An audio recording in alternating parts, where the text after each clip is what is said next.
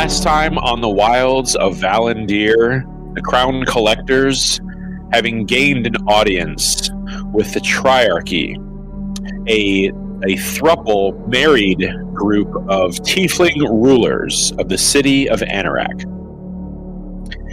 And in meeting with them, describing finally to perhaps someone in the know what this extra-dimensional monstrous entity could be, you heard a name uttered from one of them. The prophecy of Azathoth. Azathoth. The name rings through your mind. You desperately race through memory, searching for some connection, some sign of recognition.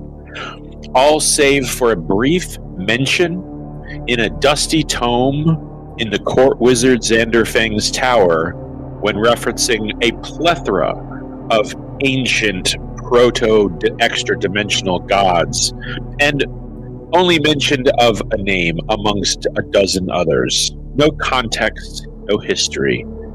The name Azathoth gives you a who kind of a feeling. Aye. Okay. So so if I remember correctly, his last words were like, "Are you referring to the prophecy of Azathoth?" Yeah. My response is, I don't know. Am I? The three Triarchy rulers, these very regal-looking tieflings, the two males sit forward in their thrones, while the purple-skinned lady on the right sits lazily against an elbow. It looks like she's kind of looking past your group even. And the black-skinned central figure, Kalezir, he leans forward the most, stands to his feet. Well, what you have described is definitely resembling the prophecy of Azathoth. It is a old wives' tale, you could say. Only select scholars even come across this event in our scholarly lives. I doubt the main populace of Anorak even remembers anything past a spooky boogeyman story. And you see Seraphira, she leans on her other elbow and says, "Is that what this is going to turn into? A boring history lesson? Very well. Come, husband." And she stands to her feet, and Valthrazian, the large, burly, red-skinned tiefling on the left, he also stands to his feet, a little reluctantly. It seems like he's kind of paying attention, more than you'd think. And he's just kind of takes her hand and around the thrones. We will attend to stately business elsewhere at the residence. And she's going to lead him out, and Valthrazian follows her, followed by probably 6 guards, out to a side door, leaving you and Kalezir sort of in the throne room. Yes, and he's just going to kind of look around, and you guys, by the way, are surrounded by members of the nobility, the Triarchy court. Everyone's just kind of looking at you as you've engaged the Triarchy in this deep discussion, and I would say that's when your spider sense kicks in of, this is pretty heavy news. I would say some of you probably have the wisdom of maybe we should take this behind closed doors kind of a feeling. And Kurdish, as you kind of look around the group, that's when you do notice something about Maven. Mm-hmm. You look, and her appearance is slightly different. It's not unfamiliar to you. Mm-hmm. And Maven, you also kind of feel this coming on, as it is a familiar change that you've experienced before, although this does have like a weirdly regional dialect difference in the energy that you feel, as those of you kind of looking around the room notice this about Maven.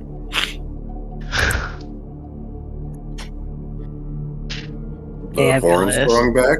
Yeah. I look amazing, as usual. Slightly longer, thinner ears. The whites of her eyes replaced with black, and you notice that her fingernails, while not changing in color, are definitely growing pointy. And a pair of thin white horns coming from the top of her head. I'll just kind of telepathically link to her. It's like, you're starting to morph again. She'll just deep sigh and, like, what's the equivalent of a telepathic nod? Right. Yep. Fabulous. I'm so excited. Hang in there. Get me out of here. I'll have Maven and anybody else who is proficient in history, go ahead and make a history check. Okay, I'll do that too. I have half proficiency due to Jack of all trades. Can I try? Sure. Okay, 14. Let's see. I think definitely you get one from Yuno. Somewhere 18, between Jack and shit. 26. Yuno and Koza, you guys look muted on Discord chat, just so you know. I don't know if you're aware of that. Yeah, I rolled a 26. Okay. It's the Can you best hear number me? to roll. And I am not proficient in history. I can Yeah, hear we hear you. We hear you both now. Okay, yeah. You're not proficient in history, then you don't need to roll. Excuse me. Okay. So the 23 is pretty good. I also got 26. Yeah. So Maven, you definitely feel now that others are looking at you. You don't have. There's no mirrors near you right now. You do feel the your skin changing on the top of your head. You do feel a little different, and it's the whole of another realm. This is like, I don't know, the 5th, 6th time that this has happened to you in a different place. And while this feels like 70% identical to how you felt in Maladomini, this definitely has a hellish feel. It's just different. You're not exactly sure what that means. Could be a different ring of hell. It could be a different side dimension, like the fire realm was of the abyss. So it's definitely going to have an effect on you the longer you're here. And you guys, for all you know, this throne room very well could perhaps exist in a different place. You're not sure when you stepped into this shunted dimension, but this is definitely a marker for you, Maven, and you pick up on this as well. Like, all right, if Maven starts changing into something else, its chances are we are somewhere else. How's Luna looking? Luna, for the moment, her blue streak across her back is still, Blue. nice and crisp. Her eyes have like a bluish back illumination, but nothing crazy. Okay. She's at your side. Baranor is just trying to figure out what exactly triggers the whole transformation thing. So, and one of the last times it happened, it was when Maven was looking a little devilish. So, yeah. Nope, it's doesn't appear to correlate with whenever she experiences this change. okay. I'm gonna have Kalzir. Let's see if he'll get a little Oh, he got a natural 20. Wow. Okay. I mean, it's Kale's pretty ear obvious.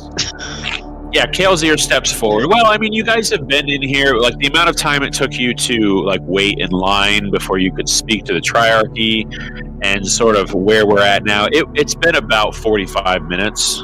Yeah. So it's not like you walked in here and instantly started sprouting these horns. This has been over the course of the better part of an hour to where we're at now. Yeah. And, not for nothing, that feels pretty similar to how you felt coming in and out of Maladomini the last time. Okay. And Kalezir, he steps forward, and you see the guards on either side of his throne just sort of clench their hands around the pommel of their sword a little bit as he steps forward. But he does, and he's going to clock that you are all looking at Maven a little differently now, and he's going to look at you, and you see he's got eyes similar to yours now, where they have where the whites would be are black, and it has just a slit of yellow energy that glows from within. And he just sort of looks you over quickly, Maven, and keeps his distance, but notices that you look different than you did perhaps a moment ago, and he's going to just really clock that you're changing. He's just going to kind of step back a bit and regard you formally, his hand on his own sword at his waist. So, it is not as simple as elf, is it? No. Yes. Maven has a particular trait that causes her to adapt to the kind of the flavor of whatever dimensional plane she is in. Yeah, I mean, Kalezir just sort of zeroes his eyes on Kravish as you sort of explain that, and then looks back at Maven. Fascinating. I have heard ancient tales of the Diadact, and I don't think have heard anybody here mention that phrase before. I've never met one myself, of course. Never thought I would. But the evidence suggests, and he's going to kind of round you guys are in front of a pulpit, he's going to round the pulpit and step back up to his throne and stand before his chair. It would make sense, all of these events transpiring when they are, to find such unrest in the east and equal unrest in the west, and to find that something as similar to the prophecy of Azathoth might be unfolding, and here we have the Diadact in the flesh before us. We must feel honored. And he's going to look around, and some of the members of court kind of they giggle in agreement and slight nodding in approval. Well, my friends, being a scholar, I may know of the prophecy of Azathoth, but my exact knowledge as to details are shaky at best. And you hear someone step forward from the court. I believe I can be of assistance in this matter, Your Majesty. And as you do, you turn, and everybody kind of notices this gentleman who, like, I believe probably at the moment, hovers above the floor just a couple of inches. He wears all black and red, very, very Dracula-like overcoat. He carries a long staff with a green swirl, and he He has red skin and tall, long black horns. Kael'Zir, he leans forward. Ah, the High Vesperian Valeth of House Dracoff. And Valeth he puts a hand to his belly, gives us a short bow. Indeed, Your Grace, an honor to be recognized. I believe I may have some insight that may benefit the inquiries of both the Crown and our guests. And Kael'Zir's just going to kind of turn and settle into his throne. This pleases the Triarchy. Let us have this collaboration. Please, you may use the Royal Palace Library for all research purposes. I will attend shortly, once certain matters of state are addressed. Until then, we meet.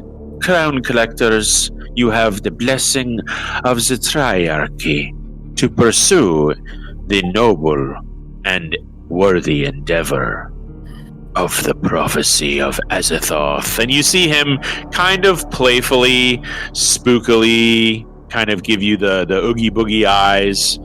It seems like, I'm going to be honest with you, it seems to you all, through his body language, that this is kind of like it's an old ghost story, and it doesn't seem like anyone really takes it seriously. Fascinated by perhaps a modern connection, but this is about as much weight as you feel you're being given. Obviously, you're being given access to perhaps some new knowledge, but it doesn't feel like the weight and gravity that you would expect. Kind of like we're given permission to explore the Loch Ness Monster or something. Yeah. Absolutely. Valeth, he's got a retinue behind him, a couple of guards on either side, and a couple of what look like maybe arcane attendants. They're in like these black and red robes. He's got these two acolytes of his that trail behind him. They're both shaved bald heads and very long tiefling ears, and various kind of stubby horns or long, thin, twisty horns. And like I said, he's got a couple of guards that follow behind them. So he's got a posse behind him. Now, for clarification, can you please tell me again this gentleman's name and title? Yes, he was described as High Vesperian. I'll just post it. Valeth of House Dracoff.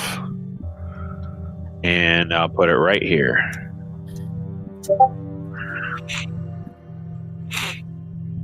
And let's just get I'm going to get 2 checks from everybody in the party. We'll have you make a insight check. Let's do that one right off the jump.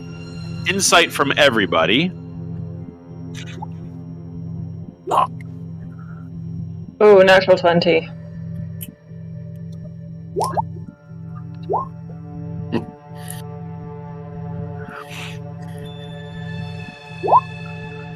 So, all right.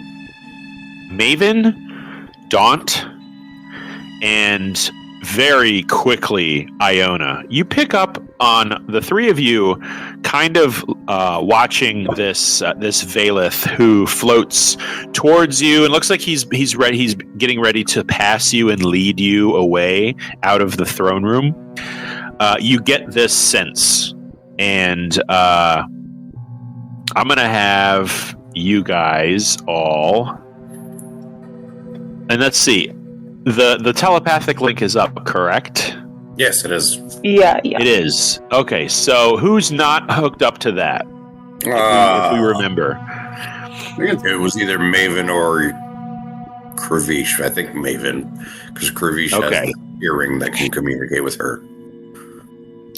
Well, Maven kind of picks up on this on her own. So I'll say if you want to quickly do some ninja mental stuff, I'll give it to everybody that you get a whiff of undeath on this guy.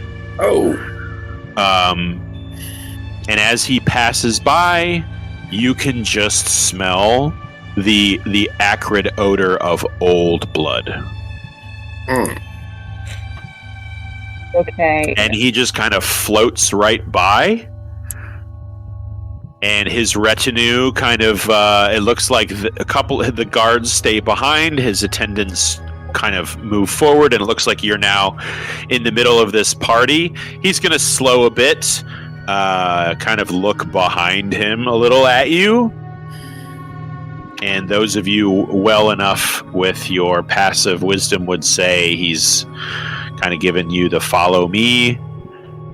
Okay, does he look like he's in any way undead himself, or is it just that there's a sort of a scent of undeath on him? Well, Iona, you kind of, for some reason, whether it's your proximity to your past with undeath and poison, you kind of really zero in on the fact that this guy very well may be vampiric. Okay, in that case...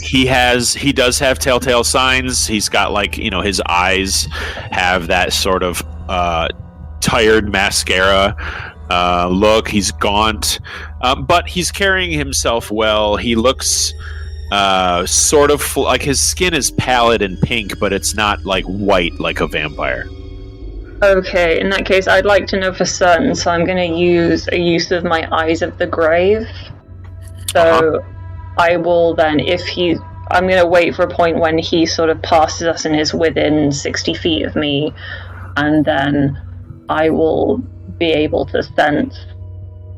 Well, I will know the location of any undead within 60 feet of me, so if the location of an undead being is right where he is, then I'll know that he's undead. All right. Yeah. Does anyone else do or say anything before continuing with this Valeth, or are you sort of staying put? I'm staying put until I know the result of my Eyes of the Grave. Well, like I said, he's gesturing to all of you to follow him. He hasn't turned his back on you or anything. Did Maven kind of cue me into that also? That where she's really sensing undeath. Yeah. Sure. It looks like her headset just shit the bed. I would like then like to use one of my channel divinities and trigger divine sense. Okay. I mean, everybody who has a kind of a detect undead thing going right now, your red flags go off, and it's pretty much magically confirmed in your minds that this guy's undead. It seems very much leaning in the vampiric category, not so much lycanthropy or zombie-like. Okay, I'm going to pass that through the telepathic link that I suspected, and I've just confirmed. He's definitely undead. I do as well. It's like, I confirmed that. And, I kind of stiffen up, and I reflexively go to reach for the sword that is not there. Yeah. Well, if... I don't know what Steph's typing again. She's on, but she can't... Oh, great. So she's not quite here yet. I don't know if she can hear us, but it's deftly confirmed. Everybody, you all just get like an instant cacophony of mental noise as you all sort of confirm at the same time that okay, she can hear us, that Valeth is an undead creature. Your passive insight grants you that he's not being outwardly hostile or subvertively hostile. You don't feel him readying a spell, anything like that. And he's just, like I said, he's just kind of standing and waiting. It looks like he's just kind of looking at all of you. Please continue on with us. Let us travel to a little more equipped location for us to go over these things. Are any of his other retinue undead, or is he the only one? No, Yeah, you I would only get a accept spike it. of undeath from him. If he was emitting a pillar of light, and the pillar of light is where undead stuff is, it's just him. Okay. Right. Well, I've got 4 more uses of my Eyes of the Grave thing, so if any more people of his show up, I can check again. Yeah, and my divine sense is good for 10 minutes. Okay, Yeah. fair enough. Anybody within 60 feet of me, I know I can detect its type. If it's a celestial, a fiend, or an undead. Okay. I mean, 1 or 20, what is it going to matter to us right now? How quickly we die. That's fair. Fair enough. Okay. I will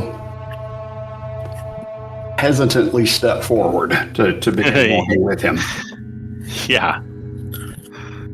Now all our heads are on a swivel. Baranor's following. All right. Well, as you are led through the what looks like the front of this throne room, okay, looks like it looks like Steph's gonna have maybe some issues with her audio until she gets that fixed. We'll go with texting, so I'll just kind of shout out what she's writing. She's right next to Kravish, and she does not trust the undead Valeth, who is, like I said, along with his guards and his kind of little attendants, is leading you out of the throne room. And if I'm not mistaken, I do believe Maven is, we'll say, walking alongside Sunny, who was allowed entrance into this castle. I believe she was on Sunny at one point. Yes, at one point. We'll say that she's descended from him. But these it looks like Kael'Zir, who is now, you look back, currently addressing someone else and continuing with business. He does kind of throw you guys a look over the shoulders of the people in front of him, but it looks like his business as usual attitude has taken over. Again, you guys all sort of have come here for the singular purpose, but it looks like the Triarchy has several other interests that exceed old cosmic stories of doom. What does the look kind of convey? Is it Definitely deep curiosity. Okay, curiosity. Okay. Oh yes, definitely deep curiosity. Okay. I wasn't sure if it was like a "we're not finished yet" type look, or don't fuck this, like we're giving you as much rope to hang yourself with look. Maybe something like that. Sure. All right. But like I said, kind of giving you over to this guy who is leading you away. All right. Leading you out of the throne room, you pass under an arch. And at first, what you took for just maybe a well-warmed inner throne room, you now maybe appreciate a little more, because as you pass under this very tall arched entrance to the throne room, which is perhaps maybe 40 feet high, you can now see at the top, where the top of the arch is, this little strange crackling finger-like energy along the edges of this archway. And now you look to the right and left of you as you pass through it and feel kind of like a blast of air conditioning as the temperature greatly drops. Not so much that you would be frigidly frozen, but now you feel like, oh yeah, this is kind of what the atmosphere felt like as I entered this castle outside, with the city air out there. And you look, and along the edges of the wall, as you pass through this threshold, there is also that. It's subtle. You have to look at it to notice it. This little crackling blue lightning-like energy around the edges. Some kind of portal. Must have been, yeah. Okay, that's kind of weird. Where are we now? You're in kind of the, I would say, the gigantic lobby of the Triarchal Palace. And there are, like I said, there are members of the court here that are sort of milling about. They're sitting at tables. They're pulling. There's a little bit of, tome reading by candlelight here and there. There are statues and tapestries hanging along the edges of this giant narthex-like hall. And there is what looks like Imperial guardsmen sort of filing in and out of hallways on either side of the throne room, just kind of marching around, keeping a presence. And this is, like I said, this is where you were before you walked into the throne room. Yeah, I think a better question was, where were we just now? As opposed to where we are now. Well, so we're saying the throne room is somehow in a section of one of the hells, perhaps, or some other dimension? That's entirely, yeah. Makes sense. I mean, given, Maven's, abrupt makeup shift. Yeah. Does she look like she's going back to normal? We just got here, probably not enough time. Yeah, too early to tell. I will say, yeah, I will say Maven definitely looks like she's breathing a sigh of relief, both physically, mentally. But you don't see any changes physically on her. Now, mind you, she wasn't like a full-fledged boom tiefling. She was beginning to change. Right. Yeah. She still looked very elvish. We weren't in the throne room that long. Yeah, like I said, you're there about maybe an hour at best. Okay. So Valeth and his folks stop for a moment and speak to a group of tieflings who are just sort of huddled around a chandelier and a pulpit where they're reading something. He's going to stop. He's going to chat a little bit. I'm going to say those of you that are perceptive can hear him talking about, some appointment that he has later on with a member of the Van Doren house. You don't catch any real details, and then he whisks away, and they all nod at him. He nods back. They shake hands, little pleasantries, ha ha, and then he whisks away and continues through the palace, leading you out the main doorway. Well, I think only one or two of us most would have understood what was being said. Yeah, well, that's all right. We can. Most of them were speaking common. I believe I made that clear. Oh, okay. Well, they were speaking common in the throne room, but I thought that was for our benefit.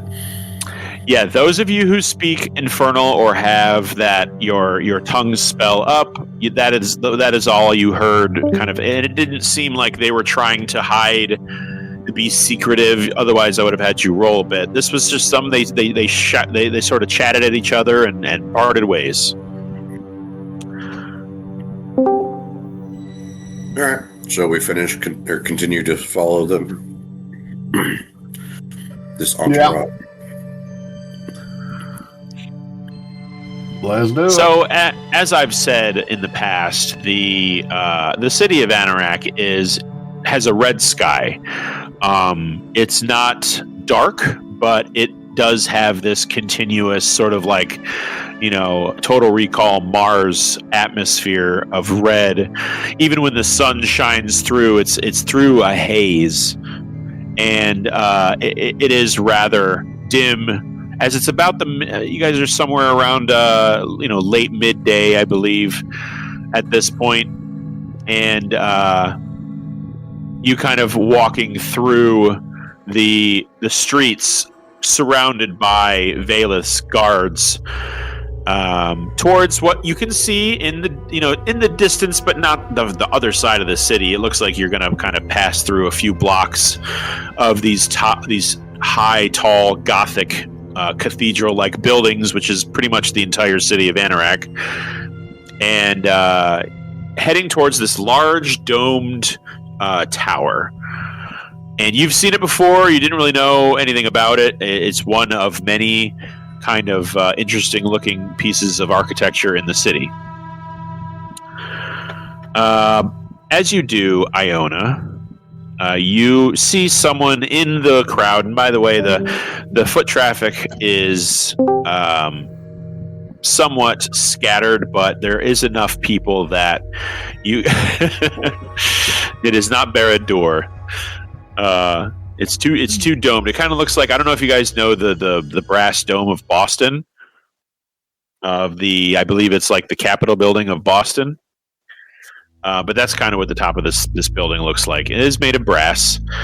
And as you kind of walk towards it, Iona, you see in the foot traffic, the crowd between these tieflings, you notice a familiar face. First, you see just a glowing yellow eye.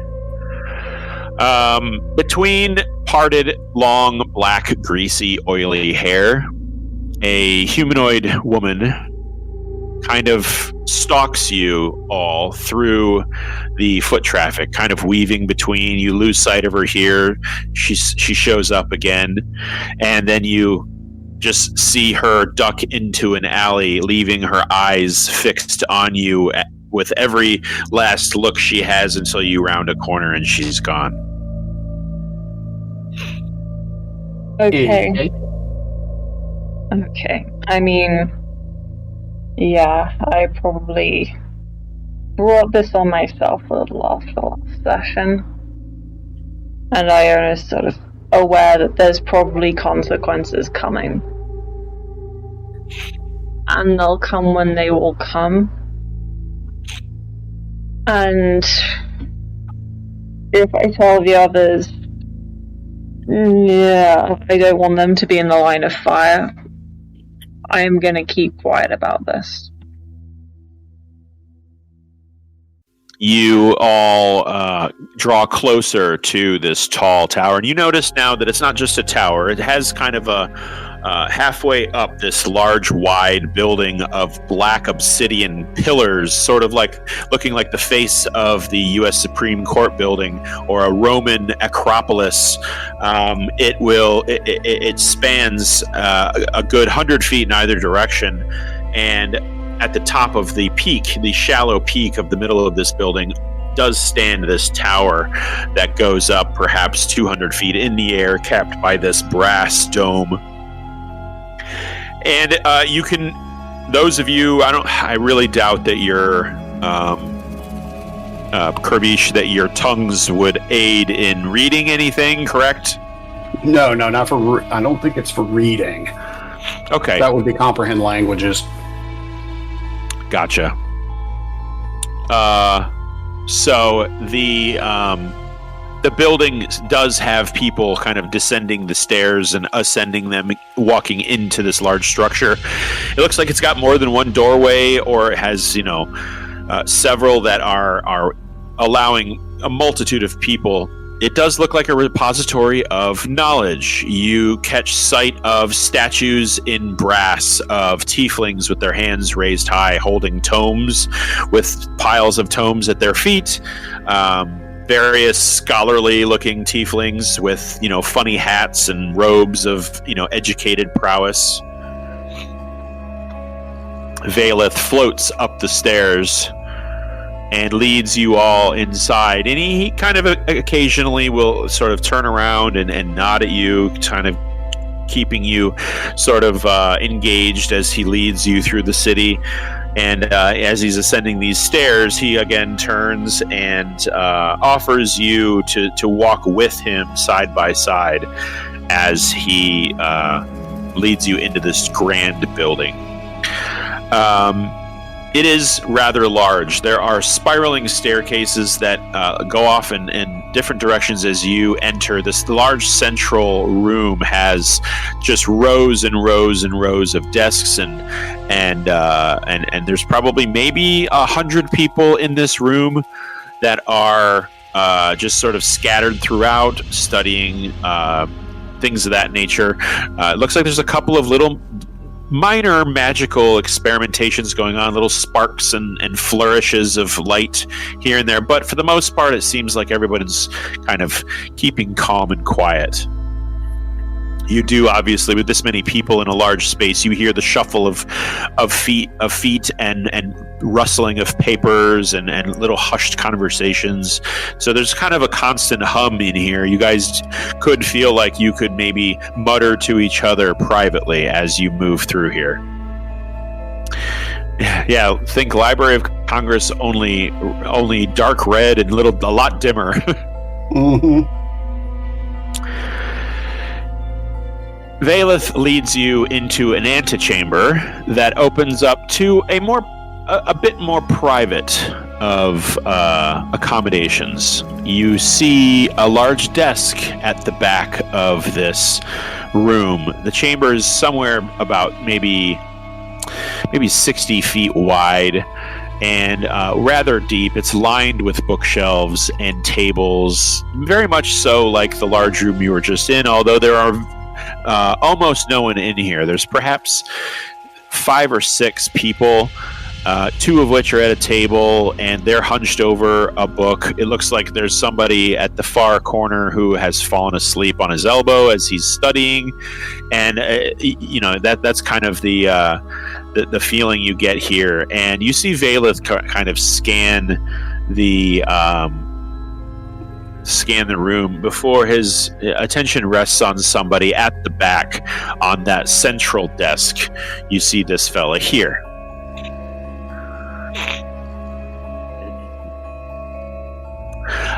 Same guy. We saw him earlier in the day. Enoch, are you free? And you do see the guy that you saw in the library at one point is now here, sitting at this rather interesting-looking desk. It doesn't look like he's sitting in the chair of the person behind it. It's almost like he's sitting on a side portion of the desk, and he's got 3 or 4 tomes in front of him.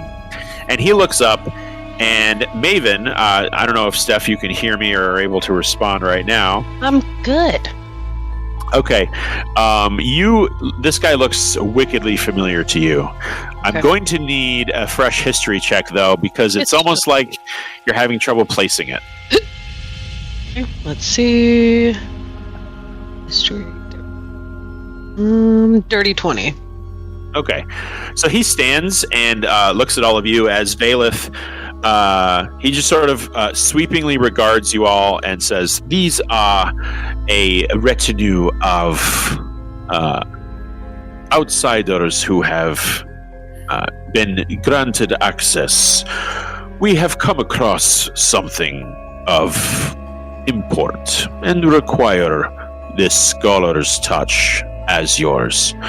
These are the crown collectors." And he's going to kind of introduce all of you, although I don't know if you introduced yourselves to the Triarchy by name. I think we did. Didn't we? No, we introduced ourselves as a group. Okay. Yeah. So he just kind of turns and gestures to this man. "Crown collectors, this is the scholar archivist, Enoch Darvango." The name Darvango does ring a bell to those of you who are sort of, you've got your thinking caps on right now. Very reminiscent of the half-orc you guys encountered in the magic shop of the capital, Leviticus Darvango. Oh, okay. Yes. Yeah, I think we've still got his goodie bags. We haven't actually taken the time to figure out what was up with them, because I do remember there was something going on with them. And yeah, Maven, I'll say that as you look at this guy, it's uncanny. I think I'm gonna say in the telepathically, I feel like I really actually know this guy. Can't put my finger on it though. You would be talking to Kravish, and Kravish would be relaying. Yes, Yeah. I understand how the telephone works. Okay. I also saw him without his guys once when we were in the back rooms, so I think can I say I recognize his surname? Because I do recognize the surname. Yeah, absolutely. Yeah, all of you do. You spent quite a bit of time in his magic shop, and being you guys got actually shepherded to Anorak, I think, by him. He's the one who sort of told you all about it, Yeah. or at Okay, least gave you so- some pretty deep insight about the city. Yeah, so I guess it was like a collective look of knowing of the process. This guy's hair is longer. He's wearing glasses that Leviticus was not. Well, those of you who couldn't see through his disguise only saw a rugged half-orc. That's all you saw. But those of you who didn't, this guy looks very similar in the face, and horns, if nothing else. And he's dressed rather similarly. Mm-hmm. He stands to his feet, and he actually extends his red-skinned, long fingernailed hand to each of you, and offers your passive insight gives you a genuine, earnest greeting. It is wonderful to meet you. I am Enoch Tarvango. Enoch, nice to meet you. Nice to meet you too. Pleasure. The kind of retinue you've sort of acquired with Invalith and his kind of minions, they filter to the right and settle into a table. It looks like Valith is standing right next to Enoch, who once Valith kind of explains what's going on briefly. That you all are here. You've come with questions regarding an ancient prophecy that may have ramifications in your homeland or maybe everywhere. Enoch just sort of he just sort of looks around, and you can see him looking at shelves of books way off in the distance in 4 different directions, and he's just going to kind of regard all of you, and he's going to ask you, he's going to step forward towards Kravish, the face man, and say, I have specific questions for you, but then I must consult materials that I do not possess right now, which will take a bit of time.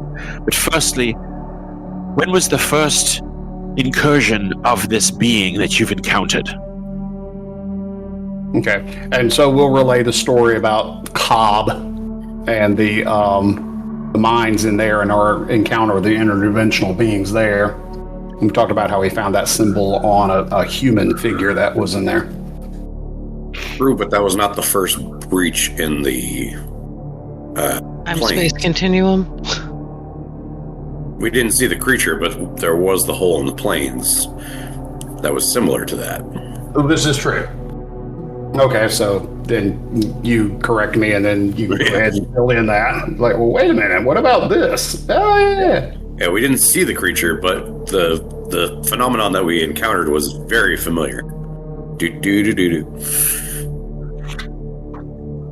And the tale is regaled further. Yeah, let's have a persuasion check at advantage, Kravish, as you all just sort of cobble together a relatively cohesive and coherent explanation of what you've encountered. 27. Yeah, that's pretty good. That's really good. And you do get kind of looks of worry, but also confusion, and maybe a little bit of intrigue beyond that of just curiosity, almost like a recognition and a dread in Enoch's face. And he says, also the fact that I'm being told that one of your party is a mythical creature that we've been told about in our children's stories. One of you is a diadact. Is this true? Has Maven's horns receded or? I will say that yes, it hasn't quite been as long as you were in the throne room yet. You guys just kind of marched across the city and made your way in here. It's getting close though. I'd say about half an hour has passed by. So yeah, your horns have retreated into beneath your hair. Your teeth are relatively as smooth as they were. Your ears have kind of slimmed down a little bit. And your eyes are no longer black.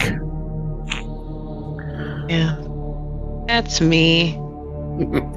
That's me in the corner. She'll just part her hair so the stubby horns, you can see them retreating in. Yeah. Yeah.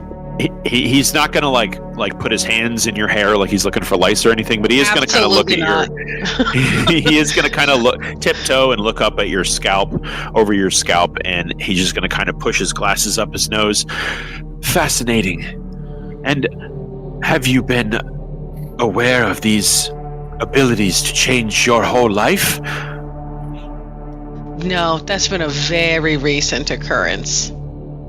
She's gonna lean back a little bit if he's Yeah, you're personal space, dude. yeah. He's gonna socially clock that and take a half step back, and it looks like he's gonna pull out a small pen-sized wand from his breast pocket, and he's gonna whip a little message in infernal in midair that looks like it's going to glow sort of this pink color and shrink down into the wand, and his eyes kind of glow pinkish a bit as this happens. Okay. And he's just going to kind of say, interesting how recently the diadact has been revealed, coinciding with the recent incursion of the very creature it is prophesied to destroy. Oh, well, that's good. At least Okay, I'm the good guy in this one. Can we start at the beginning here? It seems like prophecy. Yeah. We kind of we hear this prophecy, thrown into though? the middle of a story here. Can we at least go over what the prophecy of Azathoth is? And he's going to kind of take a deep breath. He's like, of course, how rude of me. You have come for answers, and answers you shall have. It would be easier, though, if I had proper materials with which to reference. Would you permit me some time to round the library and gather these materials so that we may reference them properly? Yeah, do what you gotta do, man. So he's going to thank you. He's going to give you a slight bow, and he's going to. It looks like he's going to grab kind of like a black wrought iron push cart, and he's going to disappear into the kind of windy shelves and corners of the library. And it looks like he's perhaps gathering some books. You all are surrounded at this large table at the back. You have 4 guards on either side of you. But that looks like they are going to kind of disappear a little and patrol around the large, this large inner room, and just kind of keep an eye on you. You definitely feel that they're keeping an eye on you, as is most of the people in here. Not that there are many, but you kind of have free reign and freedom to move around. It doesn't seem like the guards get tense if you step to one direction or the other. So I guess we can, maybe idly peruse some of the volumes up around here. See if there's anything written in common or any other language we might speak. Or, I can spend 10 minutes, I can cast Comprehend Languages, and I can just kind of hella through it. Sorry. Iona, on the fringe of the group, with your back to the shadowy corners of this room, you feel the hair on the back of your neck kind of tingle and stand on end. and you instinctively spin around at least your head and look behind you, and you can see a tall, lanky, pallid-skinned woman between pillars that lead to a nearby dark, shadowy little alcove. She backs up, tiptoeing, just barely in view. Again, that glowing yellow eye underneath parted, greasy hair. And you can almost hear a, "Come, my child," as she backs up, and again her form disappears into shadows, save for just a dim pinpoint yellow light around the corner. All right, I'm going to go, and I'm not going to announce it, and I'm going to hope that everyone else is so focused on finding out the law that yeah, so I'm going to just try and calmly walk over to that corner. Do we notice this? I will say that, yeah, you guys notice that she's... I'll say this. Give me a deception check or persuasion. Whichever's higher, deception or persuasion. Because you're kind of just slinking away, but then again, you know, Daunt is going to kind of do the same thing. He's going to kind of get like lazily bored and walk over. If she's trying to hide it, if you're trying to get away like invisibly, then yeah, I will need a stealth check as well. Okay, deception. I'm not trying to be invisible. I'm trying to walk away in a way such that no one's going to be looking off to see where I'm going. All right. Is anybody's passive perception higher than 23? My passive perception is 22. Oh, okay. So close. Maven, I will say that you're going to have to... Okay, so both of you go ahead and roll insight, and you got to beat a 23. Okay. Let's have insight from... Hey! That's the only way I can roll a 23. Jesus. All right, Baranor, yeah, you definitely clock that she's sort of, you know, walking away, and you get the feeling that maybe she wants to be alone. It looks like she wants to be alone. There's enough there that you get that feeling. And with a 23, the natural 20 on insight, I pretty much have to give you complete inner workings of my brain. You get the feeling that she's done this before. She's slunk away before and has wanted to be alone before. So this feels like very much like that. Okay. And I'll say that you know where she's at. You can hear her as she tiptoes away. Yep. I'm just going to keep a kind of a general sense in that area. Yeah. I'm not like being obvious about it, but you know, keeping an eye just out in that area. An eye and an ear. An eye and an ear. General senses that way. All right. Iona, as you approach this dark corner of this huge library, you find the alcove is very dark and quiet. And you see what looks like a balcony leading out to the outside. And you see there's something against the wall in the darkness here. You do see a wall sconce. It's just not lit. It's nearby. And you see something protruding out of the wall, which looks like kind of a stone, just like a stone Gothic wall. But you cannot make it out right now. Okay, so I'm guessing I don't see Talona anywhere. And no. So something protruding out of the wall that's not exactly clear. Yeah.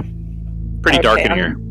I'm going to get close enough to sort of see with my dark vision, so I'm guessing that's I'm going to get within 75 feet of whatever it is so that I can see what it is. As you do, you feel a cool breeze on the side of your face facing that kind of balcony leading outside, and you hear kind of a crackle of thunder, which is not the weather you remember walking in here. And you look, and the sky it's no longer red like it was.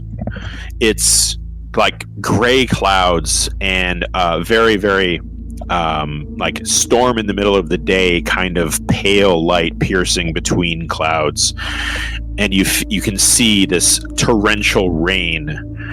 And as you kind of instinctively look at the wall, your dark vision is intermixed with lightning illuminating the hallway, and you can see briefly, accompanied by your dark vision, that the stone wall is covered in a layer of a slick of mud. And every time that the lightning sort of kind of cracks to your right, it lights up that there is what looks like a stick sticking out of it. Okay, sticking out of the wall. I am going to get closer because I know the amount of choice I have in this situation, and it's not very much. You step forward. Is it still a stick, or is it something else? Yeah, you notice that it's kind of a crooked stick out of the mud, and as you get closer, you notice that the bends in it are knuckles, and it is a long, bony finger that starts to grow and reach until 4 more digits of clawed fingers erupt behind it. It unfurls, grasps you around your neck, spins you around, and the visage of Talona, the stringy-haired, pallid woman, slams you onto the rocky stone wall behind you with a clattering thud. You instinctively grab at the wrist as it squeezes the voice out of your throat. I need you to make a strength saving throw. A 13. Not going to do it against the god. You're not really able to speak. Your voice is kind of cut off between the squeezing fingernails of hers, these pointy, jagged, black, long fingernails that now dig into your throat. Either the pain or the pressure stops your voice. Little girl, little girl, I told you to stay away from the boy. And not only do you disobey me, now I find you request your friends to take your symbol at the moment of your death. You would disavow me when you die. And she raises her head back in laughter. You feel her slam the back of your head onto the stone wall. Disavow me on your death, will you? Why wait? How about now? And you feel her pull away. Her fingernails scratch at your throat. You're going to take 6 points of slashing damage. And you feel her fingers grasp your holy symbol and tear it away. And you feel yourself lurched forward as if a great force has let go after holding on tight. You look, and expecting her to be standing and glaring, you just see a whirling flourish of tapestry and hair and sickly oil and the acrid smell of poison that begins to recede until you find yourself alone. Your stomach begins to rumble and growl, and you feel yourself with a incredible bout of nausea. As you double over, you vomit thick, black, green, acrid, disgustingly vile and viscous fluid onto the ground. You heave, you retch, one after another, soaking the ground at your fingers as you keel over, retching and retching. You've never had so much fluid in you before, and here you go, just dousing the floor until you feel yourself emptying and dry heaving and spitting it all out onto the floor, which begins to seep and work between the cracks of the stone floor beneath you until you sit out of breath. You can feel the capillaries in your cheeks and in your eyes have popped with the effort in this retching. You breathe deep and fast until moments pass and you feel yourself all right again. Your stomach is now very sore, and you instinctively feel to your throat and pull away droplets of blood where the scratches were, and your hand slides down to the top of your chest and feels nothing where there once was a symbol. Oh. Fuck me? Well, fuck you. She fired you before you could quit. And I'm going to stand, and my throat is raw.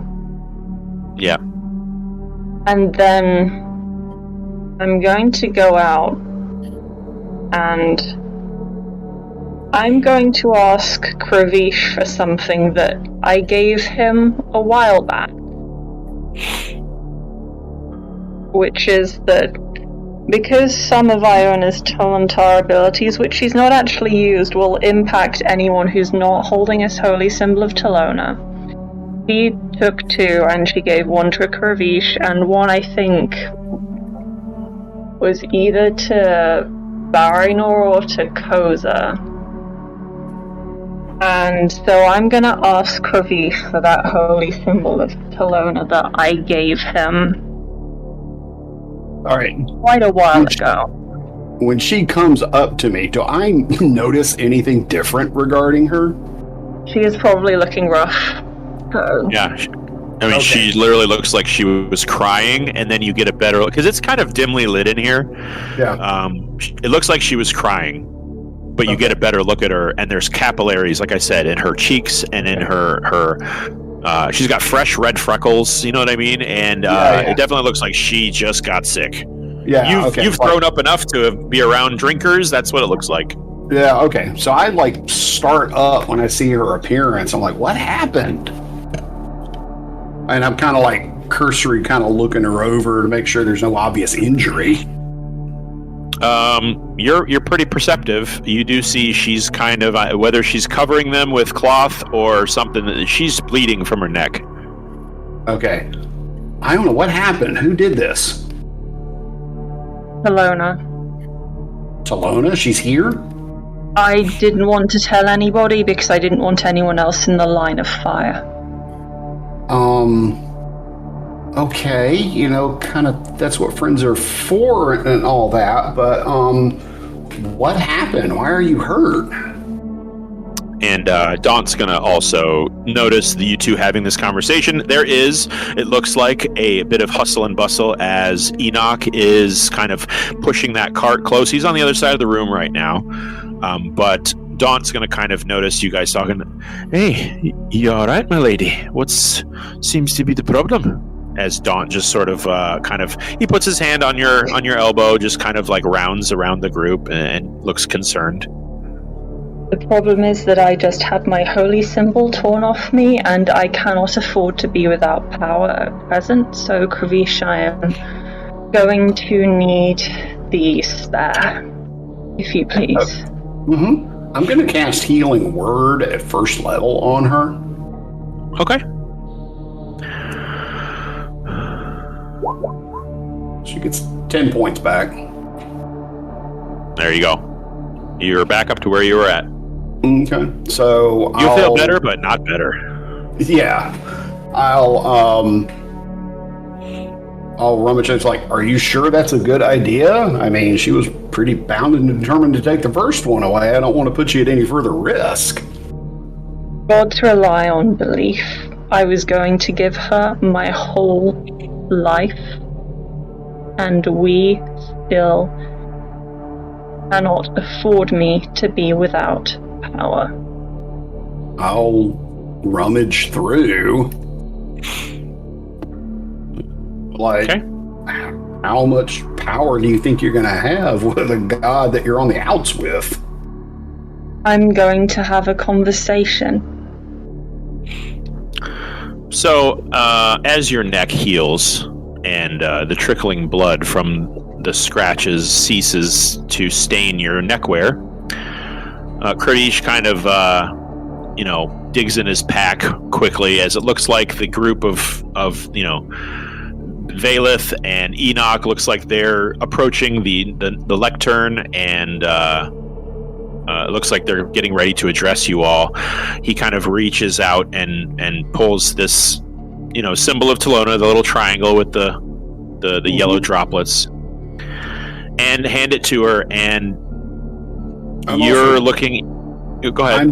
I'm really checking to make sure there are no wounds, because we know what Valeth is. I don't want to throw any chum in the water.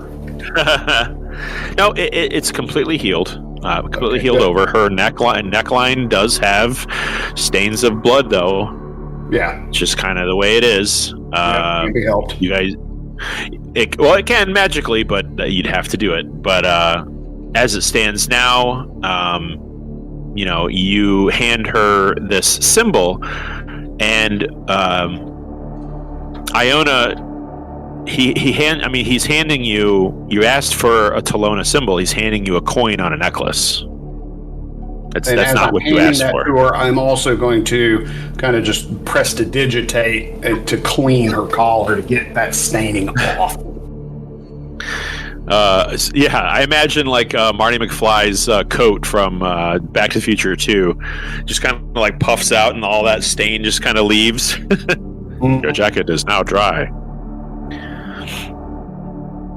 So, okay. Yeah. So why is he handing me a coin on a necklace? Is it... I don't know. You asked for a Talona symbol, and that's what he's giving you. Yeah, here it is. It's still kind of wrapped up in a cloth. I mean, this was the cloth you gave me. Yeah, but it's dangling outside of it. You can see it's a triangle with three little yellow drops on it. Looks, yeah. Okay, so is it like a coin with the symbol cut into it? Or is it that Krabish is seeing something different to what I'm seeing? It's not a purple triangle like you asked for. I mean, you asked him for a symbol. He's given you it looks like a generic coin with some weird writing on it and a face you don't recognize. The other side has just other writing on it. At this point, you're getting a little annoyed. Passively. I'm going to take it in my hands and see if it feels triangular when I'm holding it. Or if my eyes are being messed with. Why don't you make an insight while you're doing that? As you kind of roll it in your hand, it feels pretty round. Every time your hands kind of race along the edges, there's this tingly feeling that you would expect with maybe a magical item. Not sure. But best you can say, it's a necklace of some obscure coin that Karish has given you, and he seems pretty confident he gave you the right one. Okay, well, I mean, I need to resolve this. I need to get this resolved. I can't afford to be without power, not in a strange city, not in the middle of a crisis. I'm assuming Talona has done something to this. But so as you kind of... How are you? I mean, I'm a cleric. I need my holy symbol to have power. It's like an arcane focus, so... And yeah, so Daunt's also going to kind of step forward and say, well, there you are. I mean, you've got one. Is there anything else you need to do? Do you feel the same? And as you kind of contemplate what he just said, it seems like he's confirming Kravisha's confidence that this coin is what you asked for, the group kind of clears their throat. To understand the story of the prophecy, you have to understand the beginning. And since you've asked for the beginning, I think it's only fair that we go to the beginning. And you just kind of find your irritation and annoyance at an unresolved kind of thing that just happened here. He brings you over to the table, and Valeth stands next to Enoch, who has a stack of books kind of toppling out of this wrought iron cart. And Valeth kind of waves his hands, and it looks like he conjures a image, an illusion, a moving illusion at the center of this table that you're all currently standing around. Enoch opens the book. It looks like he's flipping through the pages. He says, yes. And Valeth conjures sort of a blank space. If you could imagine kind of like a blank white noise of an old CRT television, just kind of a blank construct with which the illusion can change. You guys have seen this one or two times before, so it appears he's perhaps going to work with Enoch on explaining what's going on. So Enoch kind of, he runs his fingers along a page and says, there. Now, just from a bit of curiosity, how much do any of you know of the creation myth of our world? On the back of a turtle, right? I'm kidding. I will say that I'm pretty familiar with the creation myth, but judging from the looks I got last night from when I was singing about it, I think our mythologies differ greatly. Well, I'm fascinated. Tell me, what do you know of it? Okay, and I will go about and kind of talk again about, the creation myth as it was in my song. So as you're explaining, it looks like he's keying in on things, and he furrows his brow, at the mention of, where Bahamut came from and how he populated the earth with dragons. You see him kind of recognize, you see a recognition there, but, when you go further back and talk about other events, he kind of seems like he's trying to recognize something that isn't there, and he says, well,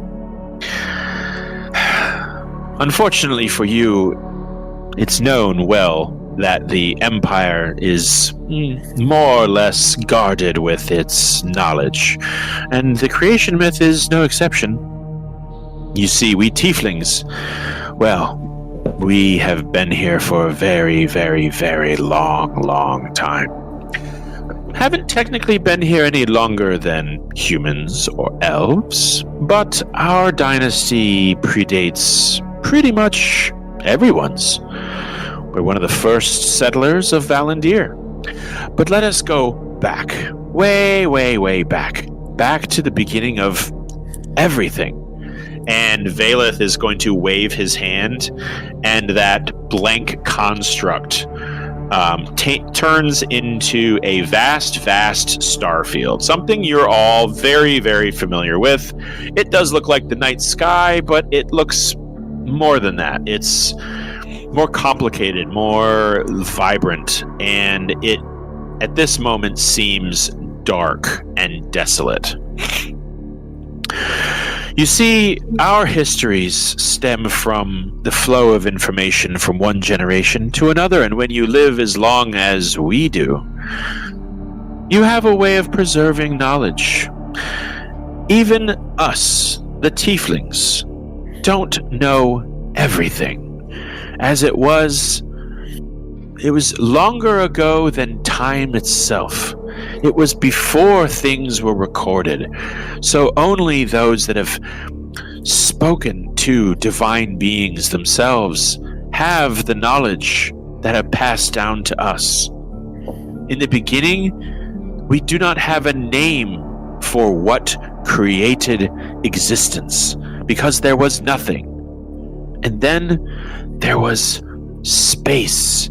There was the void, and energies coalesced into stars. And for so long, that's all there was. It wasn't until the nothingness felt lonely. It needed a companion. It needed something. It needed something. Substance. It needed existence.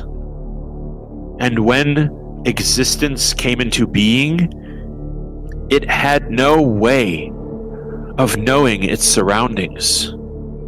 So it outstretched its form in all directions, and you see Valeth wave his hand, and a vast, dark, inky cloud of tentacles forms in the center of this starfield. The creator above, long forgotten even by name, gave this existence a name. Something of beginning and end, something of substance. Azathoth. This child of creation floated for untold eons, listlessly through space, through existence. It stretched its tendrils wide, far, reaching, grasping for anything, until its desire to experience something birthed a new sense. Sight. He could see. He opened his eyes, and for the first time in existence, the universe could now look upon itself. It could see far and wide, and far and wide it realized. And he's gonna kind of lose his place in his book. He's gonna say, "One moment." The tale ends there, torn page, and he's gonna slam the book, and he's gonna grab another one off, and he's gonna flip through. He goes, "Ah, yes." It seems that, and it looks like he's trying to, his attitude has changed a little. Maybe the interpretation of this has a different kind of cultural shift. It was angry, and it desired companionship just as the nothing did. It was all alone. It realized it would spend eternity alone. And so it focused its ability to think and imagine and manifested something real before it. It looked down in the vast nothing beyond, and a tiny little pinpoint of yellow light formed. It was faint, but a consciousness was born. A consciousness all its own, separate from Azathoth. He looked and he focused his energy. He was so impressed at what he had manifested, what he had created, that his excitement birthed another, a small blue point of light, and another, a green point. Crackling energy erupted between them, like communing neurons, until a dozen, 24 little points of light, all varying in light texture and color and vibrational wavelength. These little points of light, these little sprites, dotted the night sky until that energy that he created focused, and his eyes, or his eye, became clear as he looked down at his little creations floating in the sky. Valeth waves his hand and it changes slightly. You can see that eye expand and become much more kinder. As his smoky tentacles remain the same, it looks like he kind of waves some of them and manipulates certain things. And these little motes of light that hover before him, some looking benevolent, others looking malevolent and with malice. The little crackling energy between them black and angry, while soft gossamer travels between the softer colored ones. These little mites, these little sprites, these motes of energy coalesced and formed their own consciousnesses, their own personalities. And he's currently reading off of a scroll that he pulled out of a shelf that he's looking at. And this tome is obviously a lot more academic. And he says, these consciousnesses once realized their own existence, became, and he's going to kind of like skip ahead, began to take shape. Hold on one second here. And so you have comprehend languages up? I do, yeah. Okay, you are being shown all of these materials, just so you know. Okay, and so comprehend languages. I can touch the page, and it'll give me the literal meaning. Yes, so you're able to read the scroll. The scroll is in a primordial language. Mm-hmm. And how long does comprehend languages last? An hour. Okay. So he's going to kind of spend the next 20 minutes kind of going over the fact that this scroll sort of points out and decodes sort of another literary work about how Azathoth, being that it was the dimension of the material existence, that he had the power to channel all of that energy and create smaller versions of himself with vastly different personalities and consciousnesses and thoughts, until these little motes of energy formed shape. And some of them became humanoid, some of them became gaseous, and some of them stayed in shapes that were so geometrically unclear and unfathomably complex that to view them as a mortal would break your mind. The pantheon of all the gods you've ever heard of, and many that you haven't, spill out of the pages as offspring of Azathoth. The creator of the gods was well known by the gods as this father figure. But it wasn't long until, and I'll just have everybody who is either proficient in it or who wishes to go ahead and roll a religion check. Okay, I'm gonna guidance myself on that bad boy because I've been rolling like shit. Yeah, I'll guidance myself as well, though. Religion in my current state. Let's have fun with that. Oh, she said getting a 20, including the... Oh, actually, can I guidance myself? Can I guidance myself, TM? No, it's a flat roll for you. I mean, it's okay, whatever your religion mod is, but I'm sorry, your guidance does not work. Your guidance system needs calibration. Yeah. And I'm going to say that's enough to throw you off of... You definitely should have been able to boost that a little bit, and you're a little annoyed that you can't. Okay, so Maven, you got a 16. That's good enough because you see him going through these shapes that these humanoids are taking. You see him create a little scene where Azathoth overlooks the formation of many of these gods, some of which immediately begin fighting each other. You see something very familiar to you, Maven. You see Palor in this brilliant, gleaming suit of armor, fighting what could only be some kind of demon or devil, perhaps Asmodeus. You're not super clear. This is a somewhat artistic license on the count of Valith. And then Kravish, you got a pretty good roll, didn't you? 16. You got a 16 too.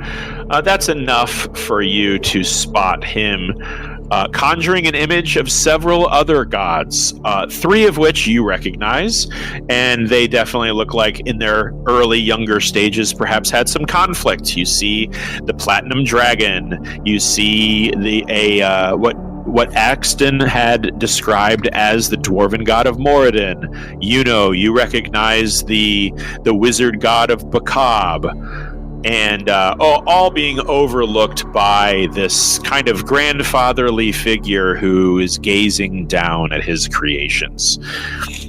Enoch is going to close that book, and he's going to kind of clear the space with his elbow. He's getting really sweaty. He's taken off his hat. His hair is all ruffled. His glasses are at the end of his nose. He's got a little bit of sweat dripping down the bridge of his nose as he continues with his explanation. It wasn't long after all of this that these gods that he created, Azathoth, they began to want more. They needed more than to just exist. Existence was palatable enough for Azathoth, as he had never had anything before it. He only grew lonely once he realized he was alone. But he was perfectly happy to exist with his children in this vastness of space. But his children needed more. They needed something of their own. And so Azathoth created matter. He created substance. He created worlds. Entire worlds, entire planes of existence, where his children could feel comfortable and happy. He created the worlds that we know as Celestia, the Hells, Mechanus. All of these places were to accommodate his children. And so he gave his children these worlds, and for a time they were happy, until they realized that on their worlds they were alone. And so, while all of this was happening, Azathoth was experimenting. And it looks like he's gonna kind of pull his glasses up his nose again, and he's going to reach for another tome. And this one is much more of like a scientific, analytic, take on history. And he's going to kind of pull out he's grasping his wand, and he's scribbling in Infernal as it disappears into the wand. It looks like you're getting the feeling like this is some kind of note-taking device that he's using, some sort of magical note-taking. Yeah, I'm using the old standard ink and paper. Yeah, and stop me if you need me to repeat anything or okay. No, I'm doing good right now. Okay. So the entity that you've all come to know as Azathoth wanted to try his hand at creation again, only he didn't like how his children, the gods, immediately began fighting. So he chose to make them a little more obedient, a little less powerful. He created mortals, springing them out of the ground in the case of Moradin's dwarves, shaping them out of crystal and glass and leaves in the case of the elves, crafting them out of clay for the humans and the drow and all of these races, just kind of through the lens of the worlds that they were crafted are born. And he wanted somewhere for all of them to congregate, because they were, after all, sort of his grandchildren. So he created the material world, and that is where we all live.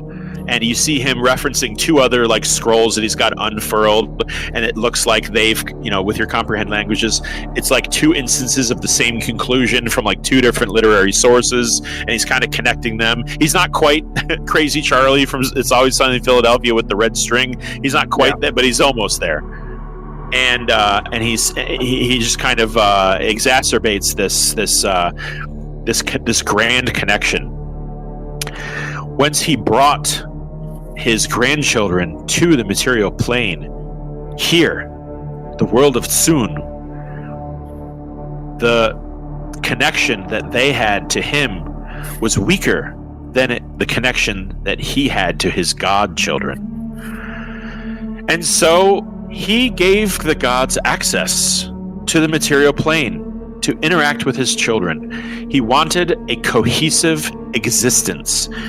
He was fueled by existence. He was existence. His very tendrils created corridors between realms. The very smoke that made his body gave birth to atmospheres and worlds. All of this under the watchful eye of an entity who was able to see it all. You see, to Azathoth, to exist is to see. To see is to exist. It's the only sense he's had. As he created more and more life forms, he granted them more and more complex ways to take in the universe.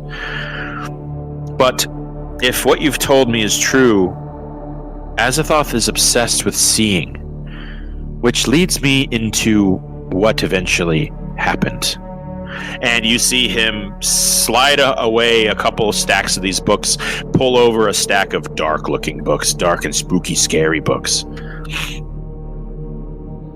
He opens one of them, and you can tell the heading of this page is "The End of All Things," and it looks like down. Yeah.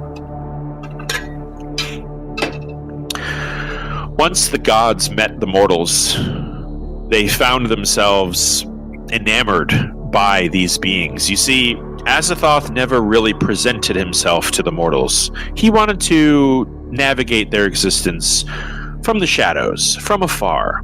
Influence only, not even whispers of words, but emotions, thoughts. The gods, however, were much more direct. They found that these tiny mortals, so easy to perish, were granted fits of reverence, ecstatic at the presence of the being of such profound power that they began to venerate them. They began to fall to their knees in adoration. This subjugation was not without consequence. And you see him flip a book and line it up with a paragraph from another book. You see here? It repeats in this first and the second age's interpretation. And he just kind of looks, and he looks over at Valeth. And Valeth is, by the way, he's kind of having trouble keeping up. He keeps switching up images. You see him also sweating a little. His yellow eyes have gone red with concentration, and his like pale skin has gone a little paler. But he does his best. And you see that these gods, they war with each other, and they find that these mortals, being in such reverence of them, has a benefit, a boost to what makes the gods themselves powerful. And the more supplicants that worship them, the more powerful they feel.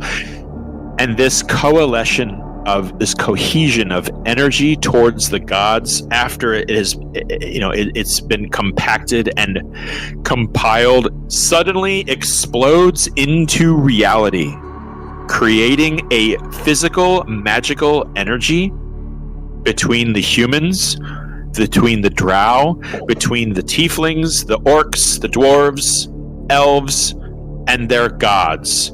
The birth of divine magic. Suddenly, the humans, the elves, the dwarves, all the mortals could manipulate this energy themselves. As long as they kept their end of the pseudo bargain and worshipped the gods, they were supplied this energy in abundance. And boom, we have the birth of the First Age. The time of record, when things finally started being categorized. You see, the birth of magic was very abrupt and violent. It killed the first few people that tried to use it. But sooner or later, with a little practice, the ancient mages of the First Age learned to hone this divine energy. The gods were, well, I guess they were pleased that their children, or their brothers, you could say, were finding ways to become powerful themselves. And for the most part, they didn't mind because it required them to worship the gods in order to be granted this energy. And Azathoth sat back and watched and saw really nothing but the hoarding greed of avarice and ambition. The gods wanting more worship as it strengthened their souls. The mortals wanting more power as it granted them abilities.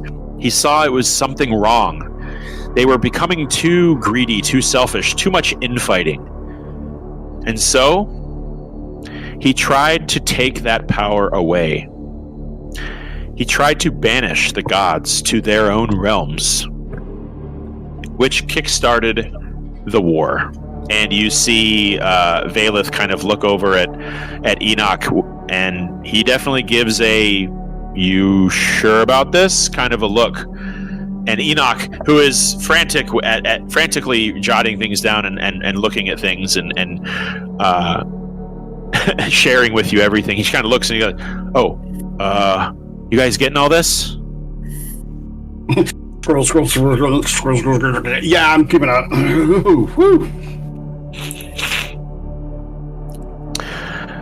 The humans and tieflings and elves and dwarves began to band together with the gods. And the gods became restless. They no longer wanted their creator telling them what to do and to settle down, and they became angry at their creator. And their supplicants began to follow in their anger. You had an entire nation of worshippers backing these gods, which fueled their power until all the gods banded together and told Azathoth, "No, we do not need you. We do not want you anymore." And all of them, in one fell swoop, used that divine power, enough divine power to basically fill up their whole godly form, and directed that power. And mind you, these gods were diverse. They had varying abilities, and he's like shuffling through his scrolls and bringing up different gods. Bakab was very in tune with the organization of magic. He was the one who figured out how to organize it into schools and create the weave out of raw divine magic. And here's Coralon, and Coralon had the power of magic and nature, and he just kind of quickly scans through all of the different gods and their abilities that contributed to their own powers, directed all of them, which created a rip, a hole in the fabric of space, to which they all shunted him into it. The gods turned on their creator. They banished him to a realm, and you see him scan the pages and look at another book that we don't appear to know where. And he's going to kind of like feverishly look through a book. He's like, "Nope, see there, that section's blank too." And he's like, Azathoth was banished. And wherever he went, they sealed his sight with it. And it appears that somehow he's finding ways back, punching little holes in the dimensions. And that's when he kind of rests his eyes on you, Maven, and he says, "But you were able to stop. You were able to deflect an attack of theirs in, what did you say, Cobb? Yeah. I wonder if it's because of you." And he just kind of approaches you and he's like, See, even now, and you, by the way, you feel yourself again. You've been able to, like, every breath you take feels more comfortable. And says, how interesting that where you had not been, they were successful in whatever it is they were trying to do. And Valeth is going to kind of wave his hand a little, and you see that illusion of Azathoth being shunted away into a pocket dimension that closes behind him, waves that image away back into just a wistful gossamer. Yes. Tell me, what was it they were doing in Cobb that you were able to stop them?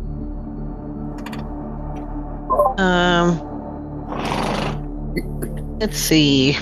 I'm not sure if we even figured it out.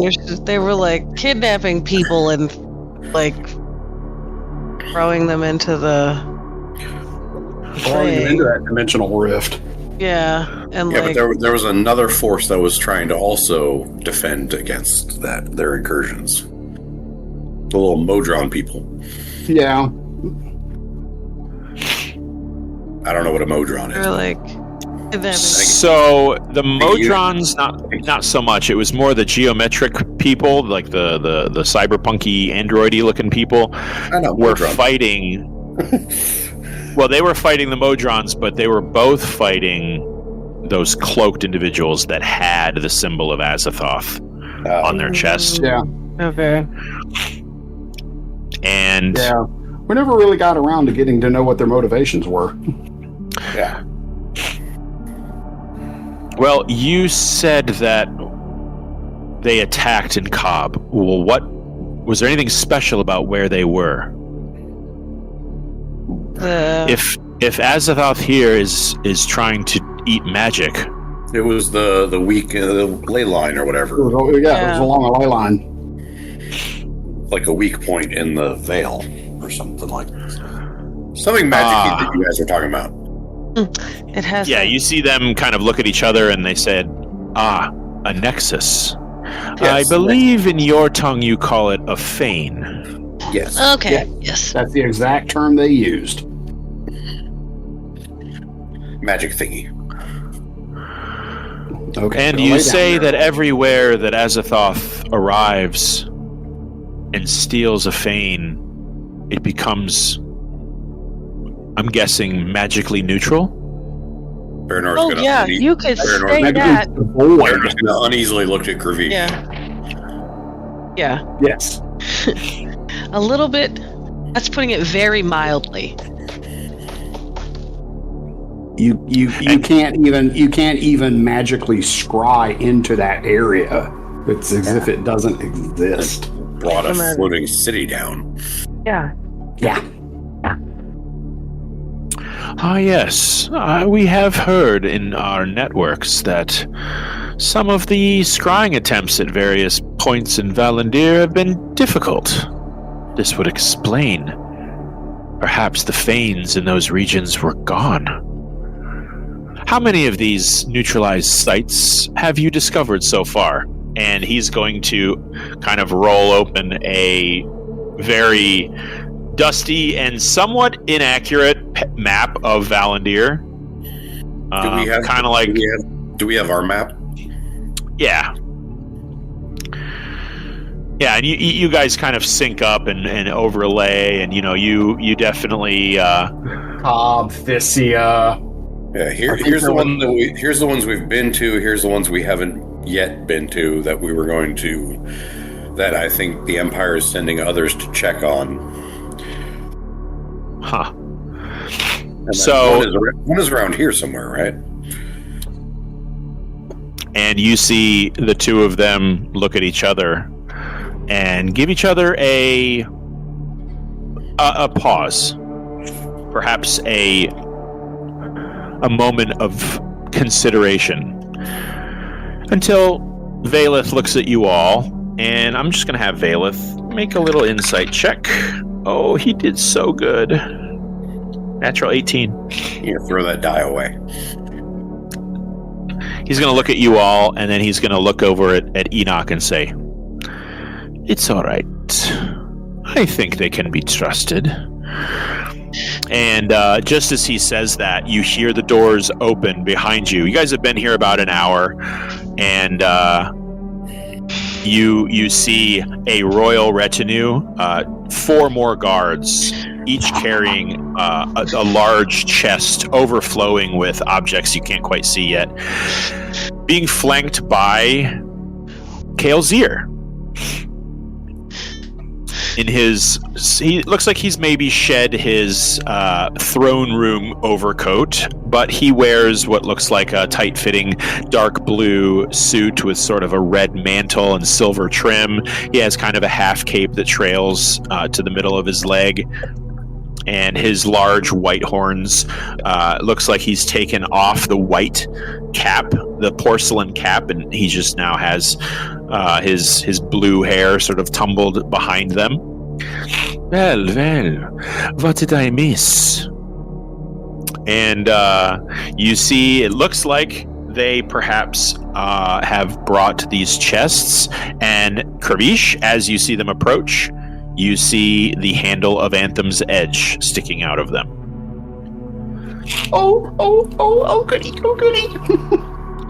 And Valeth is going to greet with a bow, a deep bow, Kael'Zir of the Triarchy, as he rises and says, "My king, my sovereign, we were just discussing the prophecy of Azathoth. It seems there is some weight to what the outsiders have said, and now it seems a connection lies between Azathoth and this recent threat to the Nexus." And you see Kael'Zir, his yellow eyes zero in on all of you, and then he looks back at the table full of scrolls and tomes and maps and feather quills, and he just says, "Then I suppose we should take them to ours, shouldn't we?" And that's where we're going to take a break. Ow. Go ahead. I'll give you one thing to say. I'm like, go back to the part where Maven is supposed to destroy this thing. Yeah, that's where I'm at. Yeah. Everyone's heads reel with questions let's go back to this. Yeah. Dun dun dun. But we will take a quick break. We'll call that 4:00. We will meet back here at 4:15 Eastern Standard Time. And we'll figure out what the hell all that's about. Great. Cool. All right. Okay. All right, we'll see you in a bit.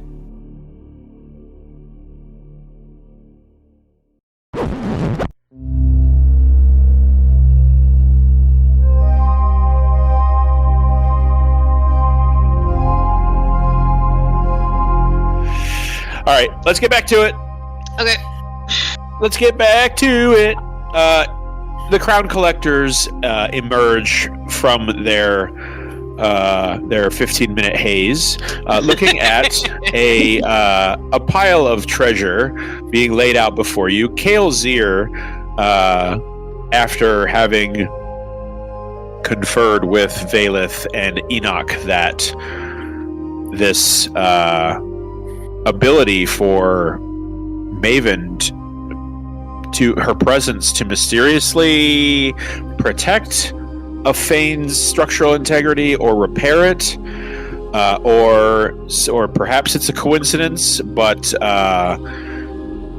makes it interesting enough for them to invite you, Kael'Zir, invite you all to accompany them to their Fane, which is news to you. You did know that you had a suspicion that one would be here, but you weren't sure that it was here in Anorak, just that it might be on the island. So we just have to go around the world throwing Maven into Fanes?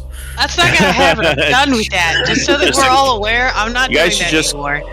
You should just carry a cannon and load her into it and shoot her into it every time that happens. And then have some kind of Extraplanar recall device. Yeah. Yeah.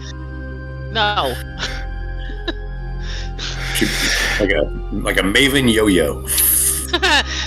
Kalezir is going to round between you and these chests, and he is going to stop and give you a very not a bow, but a gentle nod and say, "Crown collectors, stand before us." Okay.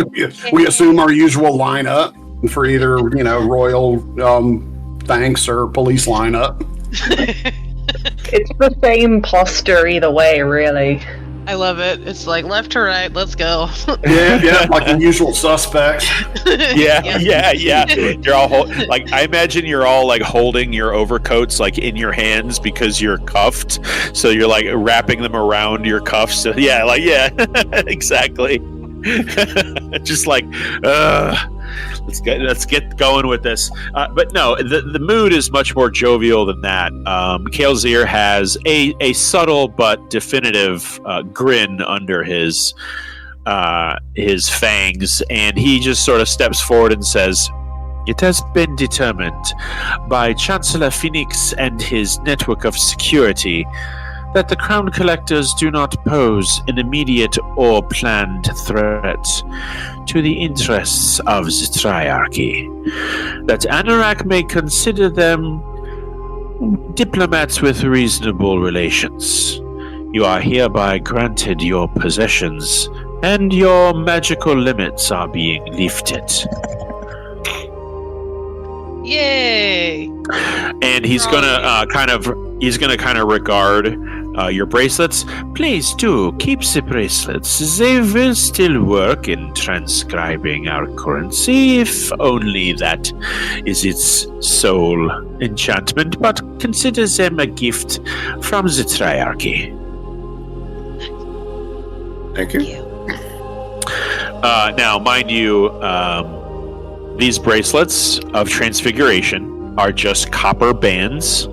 They're not complete. They don't go all the way around your wrist. They got a little gap for you to kind of slip them on and off like an arm ring. They have just a very simple infernal inscription across the top. They do not require attunement. I'll make an item card for them later. But that's really all they are now, as Kalezir just kind of waves his hand and wafts an arcane enchantment that looks like it strips sort of a layer of arcane weave around the bracelets that sort of falls away to dust and just sort of leaves them behind. So that's an item that you have at your disposal now. And just all it allows is currency transfer. That's it. One coin at a time. That'll do. Yeah. And he kicks open the chests that you do find your weapons, your daggers, your swords, your armor that was taken, or your magical wands and things like that. So you got the aspect of the combat. You got your, the pile of daggers just sort of keeps spilling out of the chests over and over again. The bandolier of daggers. I left most of them behind. Okay. I only bring some take a of them cool with me. 3 hours for Barinor to put all the daggers back again. Yeah. Here, let me help you put that back on, Kravish. Come on. Let's help you strap the plate mail on. How many daggers do you have? How many do you need? How many do you need? Yeah, so your items, let's just have everybody give a quick investigation check. I think that's probably fair. As you tighten your holsters and your scabbards to affix them to your waist again, get everything back to where it was, and inspect everything. Make sure nobody got any funny sticky fingers while they confiscated your weapons. Barinor knows that one of his daggers is suddenly 5 grams lighter on the back end. It actually feels better this way. Yeah. It's a half ounce. What does he say? It's a half ounce heavy on the back end. Yeah. All right, Kravish, you're having trouble stomaching the idea that you're pretty sure you're missing a feather from your hat. Mm-hmm. And you're immediately, I'm just saying, your passive gonna lose my mind is not enough to withstand that you're about to lose your shit. You really can't believe that you maybe have lost this feather that was in your hat. It was very pretty. It was a nice orange and yellow feather, and it's gone. Okay. All right. What gives? There was a feather in this hat when I turned it in. A very beautiful orange feather, very rare in the western part of Valandiir. Anybody know where that went? Yeah, all of the guards kind of look between each other, and Kael'Zir it looks like Kael'Zir's conversing with Valeth, and he just kind of catches sight and looks at all of you real quick, and then looks back at his conversation with Valeth. And it looks like there's another smaller chest next to that's been set on a table, and there is what looks like a very simple strip of parchment that has been affixed in front of the hinge that just says CC. Okay. Oh, it may be in there? Okay. So I'll walk over. Is it okay for me to, it looks like it's ours. Is it okay for me to open it? You do not recognize this chest at all. It's smaller. It's made differently than the other two chests that they're showing you. Okay. It's just it's like a black chest with silver trim. Okay, so this is brand new. Yeah, and there's just a little scrap of paper on it that just says addressed CC. And Kael'Zir just sort of he spins around. He's like, yes. So there was also a package that arrived, delivered to addressed to the Crown Collectors. We have investigated it. It does not contain any spring-filled traps or anything like that, and the hinge and the lock do not have any sort of magical entrapments safe enough to open. Okay. Inspect it anyways. Yeah, I'm sure Baranor wants to take his own look-see at it. Yeah, it's just a black. You're not sure if it's made of metal or wood, but it's kind of got like a high gloss finish with silver trim around it. It's a very simple chest, and it does have a little lock on it. Okay. Yeah. Meanwhile, Kravish, as you are all are kind of checking out what the rest of these people are saying, I will say that I'm going to remind you on some locations. So Enoch and Valeth and Kael'Zir are poring over the maps, and they're going over what you're all talking about. So I'm just, if you're at the map, just to kind of give you an idea of what's going on. They are talking about places where these Fanes are. You've shared some info, they're sharing some info. They do claim to have one here in the west. Right about here is where you guys told them about Thesia. It's known there's something going on in Havenscrest, although you guys haven't seen it yourselves. Something out here in the Triarchy ruin, and the island of Least, as well as out here near Dias Mordrin's dungeon. And you guys are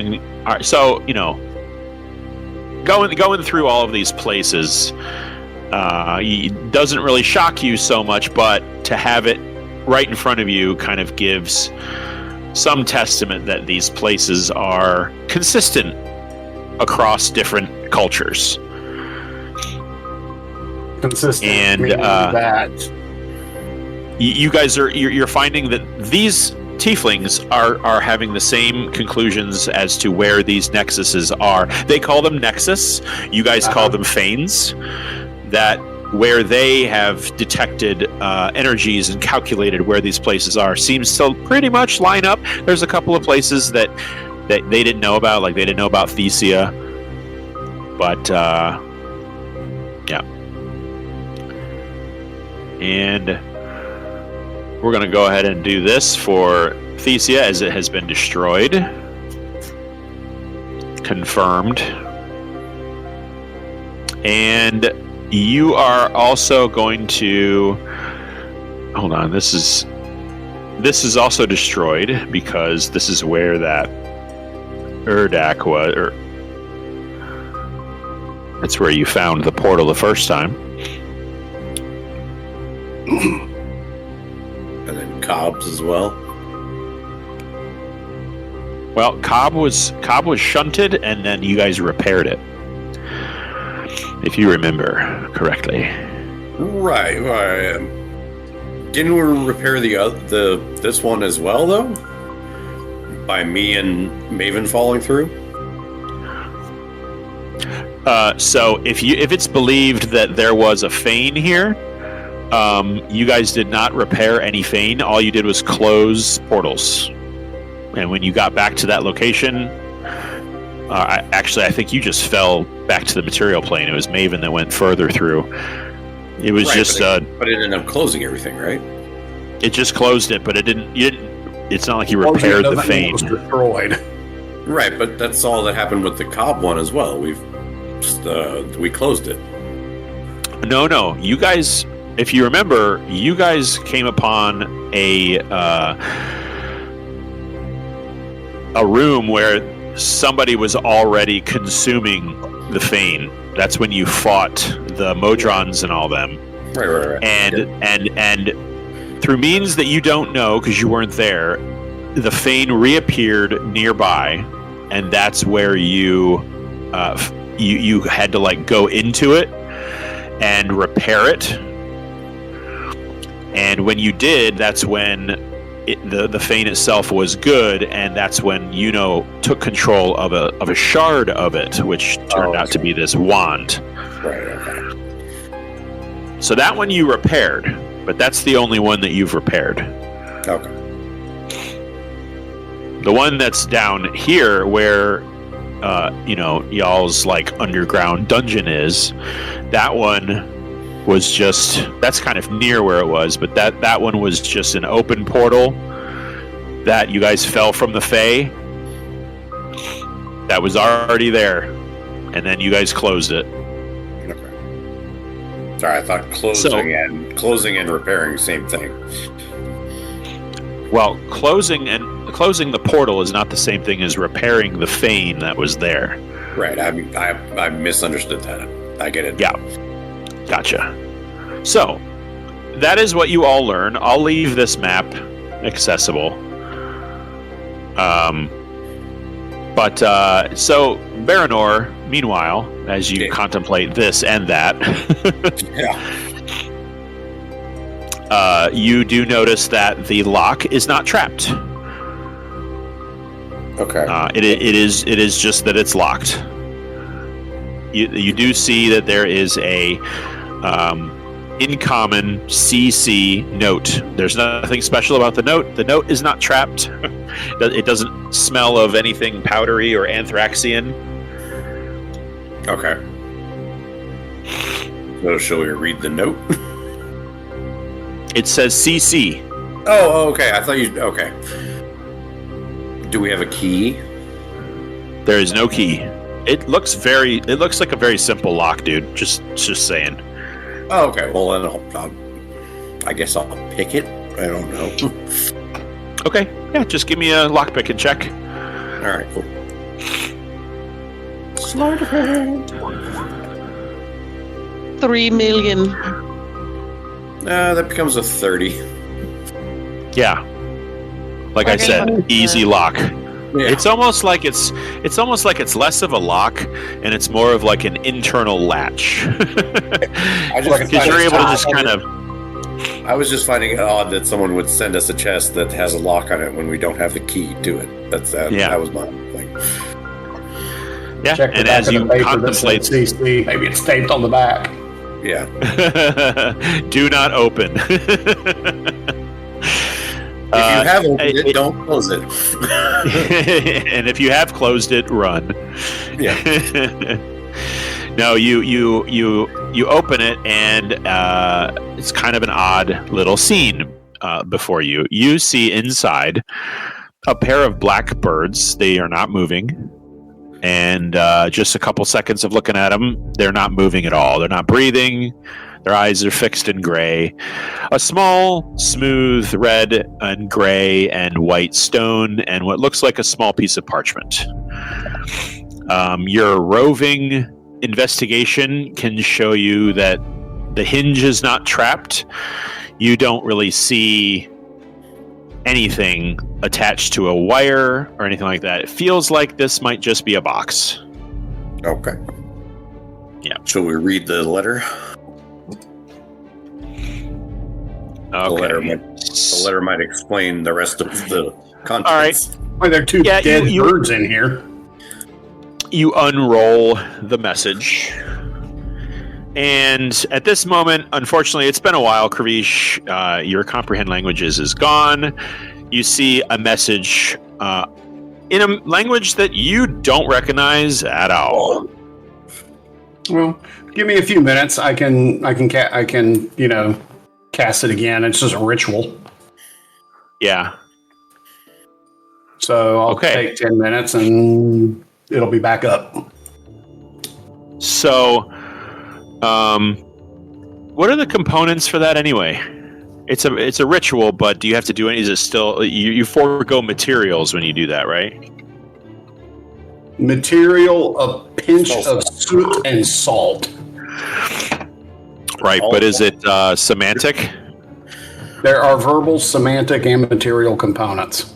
Okay, so this is a whole big thing. Ritual casting doesn't mean you use a spell slot. Yeah, I know. Gotcha. So, Kalzir, he just kind of looks over your shoulder and he's like, "What is that?" We're not sure yet. And he looks down at it, and it looks like he tries to read it, and you see him furrow his brow. What scribblings is this? And Daunt looks over at it, and he kind of looks at it, and he looks at the birds, and he furrows his brow. Kalzir seems to not... You're just kind of getting right away. He doesn't seem to recognize it. Mm-hmm. So it's probably not infernal. Yeah. Okay. What does it say? You can just look at him. He's working on it. And as your vision starts to clear, Kravish, you see that these letters start to coalesce, and you're able to sort of make sense. I wonder if this tells you what language it is. What does the spell? Yeah, what do you think? It says, for the duration, you understand the literal meaning of any language that you hear or see sign. You also understand any written language that you see, but you must be touching it. Yeah. Doesn't decode symbols or secret messages. Uh-huh. Doesn't say anything about determining the origin of the language, so I will leave that up to you. Okay. All right. I'll say this. You interpret this as you will. It's a very guttural language. Mm-hmm. It makes you feel like you're using the back of your throat muscles in ways that you never have when you try to pronounce these words.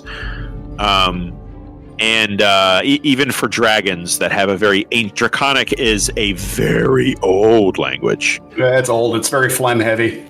Yeah, this feels like that. It feels like you're speaking Klingon. Is it primordial? Do you speak primordial? So, I've always thought that Baranor could speak primordial. I'm not sure he can read primordial. If you're proficient in a language, I think you can. I know, but for flavor, Baranor's always been because Baranor can't read. No, he can read. He's never had to read primordial whenever he's conversing with something that spoke primordial. I gotcha. I'll say this, dude. Here's what it is. You can't read this. It looks like gobbledygook to you, but you can hear Kravish like mumbling the words as he's reading them out, and you're understanding what he's saying. And it says... Would Kravish be speaking it, though? He comprehends it, but he's not speaking it. Well, I imagine that if Kravish were a typewriting person, he would be doing it one finger at a time. Oh, okay. Yeah. So he very well may be muttering these out loud. Okay, I gotcha. Just enough where you're able to hear what this says. And what, Kravish, you read as these words transpire is a gift for traitors and their lapdogs. And just as you comprehend that message... Traitors or traitors? Traitors. Oh. And their lapdogs. Just as you comprehend that, you feel the divine energy of your spell ricochet off the inside of the box and hit a glyph of warding that has now been made visible. Oh. And all of a sudden, you see a sigil of Azathoth glow, spin, and discharge energy that ripples and ricochets over the two dead birds in the stone. To which point, there is a very slight detonation. I need a dexterity saving throw from everyone, as it seems like some kind of a spell has been dropped as the birds start to shake and start to ripple and bulge, their feathers spreading out but sticking out in weird odd directions. Their heads begin to dysmorph and form strangely, their wings outstretched. They lay on the ground, they get bigger and bigger, they bulge outward. The stone begins to rock and split and grow and unfold as these shapes, these plates begin to grow and multiply until the whole scene starts to explode outward with size and shape and destruction. The wood table beneath it starts to crack. I need everybody to move over to the map and roll initiative as 3 new creatures are in the room that you're in. Let me switch up the music. All right, folks. You see before you 3 creatures. Oh, no. Those aren't actually what they are representing, are they? One creature in the center. Let me make Maven the right size. There we go. You're good. Kravish, let's stretch you out a bit. Who needs help getting on the field? Koza, Baranor. Yeah. Let me get you. I got you. And Luna. There's Baranor. There's Only help just Koza. adding me to the turn order. Okay. Are you where are you at? You're down there. Okay, now to make everybody the right size. Everybody is going to start out, just so you know, surrounding the table in the middle of the room. So put yourself wherever. Hold on. Put yourself. Okay, that's good. That's good. Daunt is here as well. I'm going to put some NPCs on the field, but you guys go ahead and surround the table at the top of the room where that crab is. Just park yourself anywhere you want to be. You watch as the stone creature begins to unfold with these spindly legs and grow into a huge red and gray and black and white speckled crab with these massive, huge claws that sort of unfold from the rock and just this menacing spiked creature.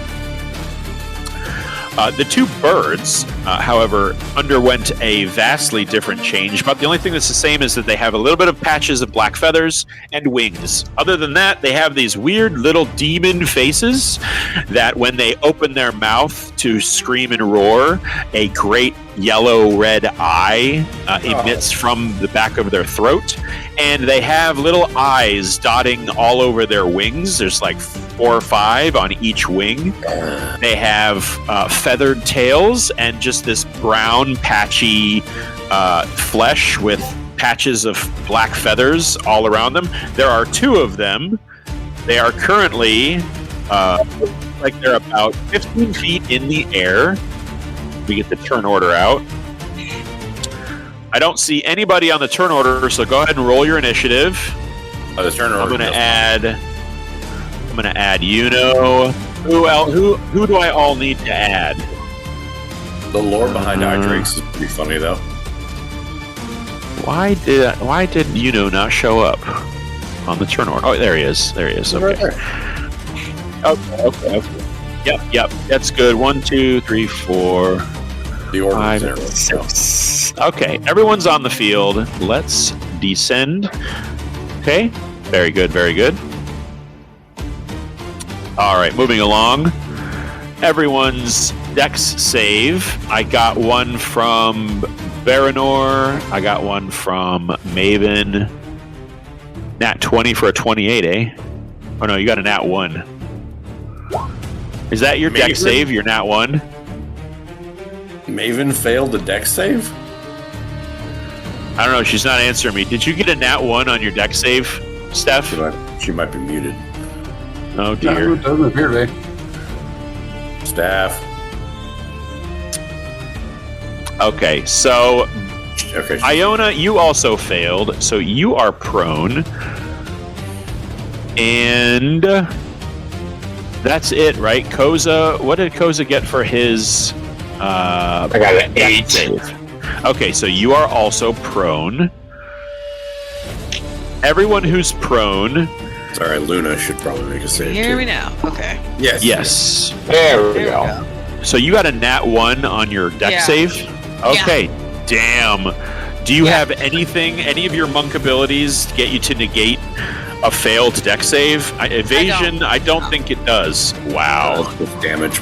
I think Luna failed as well. Okay, so some people in your party is not not doing good right now. Okay, so everyone real worried about having to murder a god of the universe. I think that's what's going on. No pressure. No pressure. Okay, so everyone who fell down, unfortunately, I'm sorry to say, you take a whole 4 points of bludgeoning damage. Perfect. Damn. No, I think evasion might be able to stop that, or half. And that's I'd have to because you are thrust 15 feet back, and we'll say those of you who failed are down here. You have been pushed off this ledge, and you're on the floor, which is why you took damage. So we'll just... You know what? Here. You guys pick wherever you want down here on this level where you want to be. Luna as well. Maven, you as well. I just fall down the stairs. How much damage was it? 8? It was 4. It was 4 whole points. 36. Gotcha. Okay. Everybody else kept your footing, and you can stay where you're at if you wish. And these creatures are hovering, so I'm going to be taking... they're not legendary actions, but they are going to be moving 5 feet inside of after everybody's turn, just so you know. That's just something they're going to be doing. So, Maven, you are up first with after you. What do you do in this scene? I'm going to be placing some NPCs. You do have people around you, unfortunately. You got some civilians. You got some royalty. Okay, fabulous. What I'm going to do is be real pissed off at myself. But it's okay, because that's only like 20 feet away. So I'm going to stand up. And then... Let's see, can I do it?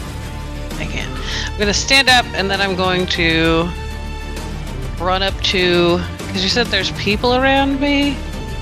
Yeah, so I'm going to use some devils that we've played with before. So this right here is Kael'Zir. Okay. And there are 2 guards up here. And like I said, I'm going to be populating the map with NPCs as we go along. If your movement interferes with one that I've got here, then I'll let you know. Okay. So what I want to do is move up here to where this guy is, right? And then what I want to do is have a feature. It's fucking heck. It's part of the which one is it? The Step of the Wind heightened. That's what it is. If I if I spend a key point to take Step of the Wind as as my bonus action, I can take somebody with me and it doesn't provoke opportunity attacks. So I would like to know very quickly if what the Triarchy guy wants to get out of there. Because if he does, we can move. Yeah, so I just need you to make a quick persuasion check. Oh, fabulous. It'll be a pretty low DC because he knows you. Persuasion. Okay, let's just hope it. My luck has indeed changed. A natural 20 for a 21. Yay! You want to get out of here? He Let's super go. trusts you. Aw. Okay. Yeah, he throws his hand around your neck. He's about your size. He's kind of a smaller guy. And you fireman carry as you. I'll just grab him. We're grabbing and we are running. And yeah.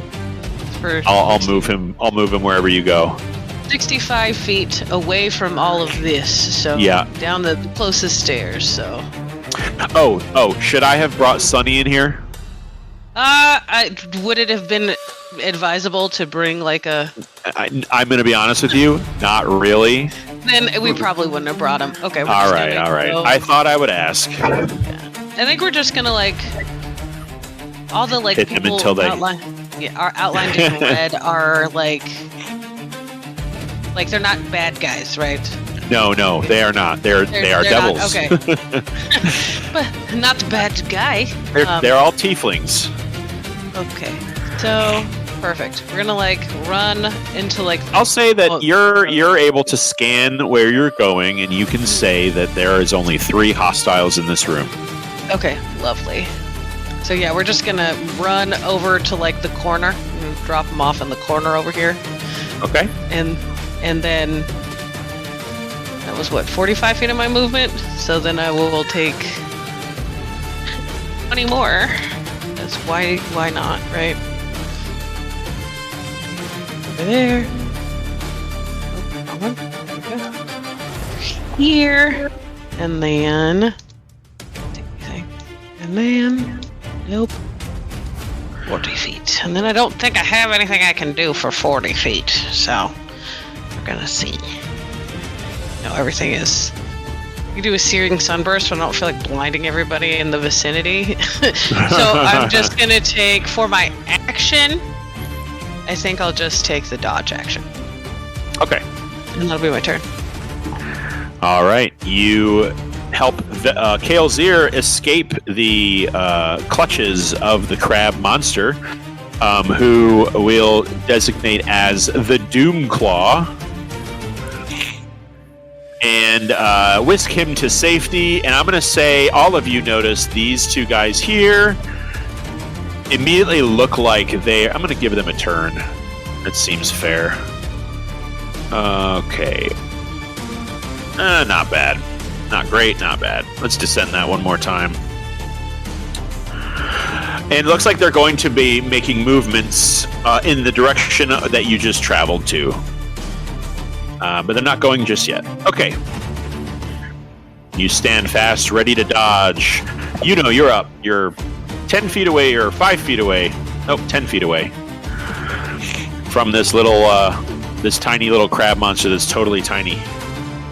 First thing Yuno's gonna do is fuck right off out of there. Yeah. So I'm gonna Misty Step. The fuck? And way back here. And I'm going to cast, not cash, we don't have cash here, banishment on the fucking giant crab. Okay, so as you let me just ruin everything you just said, because as you go to Misty Step from here, this guy right here, as a reaction, opens his mouth and it fires a beam of light in your direction for 60 feet. Okay, he makes it all the way to there, and you don't go anywhere. Frickin' eye drakes. I'll say this. It feels like a localized, quick effect where it just negated what you just tried to do. You don't feel like your energy. You don't feel like your magical energy is sapped away. It was like it fired something. And I'm going to definitely denote that this thing used its reaction with I don't know, reaction. So that's something that happened to you. You can still use your action. It did not negate your ability to fire off whatever it is you were going to fire or try to banish it. I'm going to banish it. Just made it so that you couldn't leave. Okay. The giant monster. It's a charisma save, DC 18. Okay, gotcha. Your crab monster is probably not super. Let's see. No, it's got a -2 for its charisma, so I have to get a 20.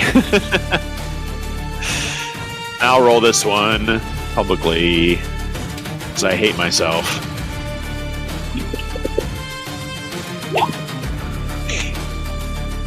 Close, but no cigar. This guy takes a hike.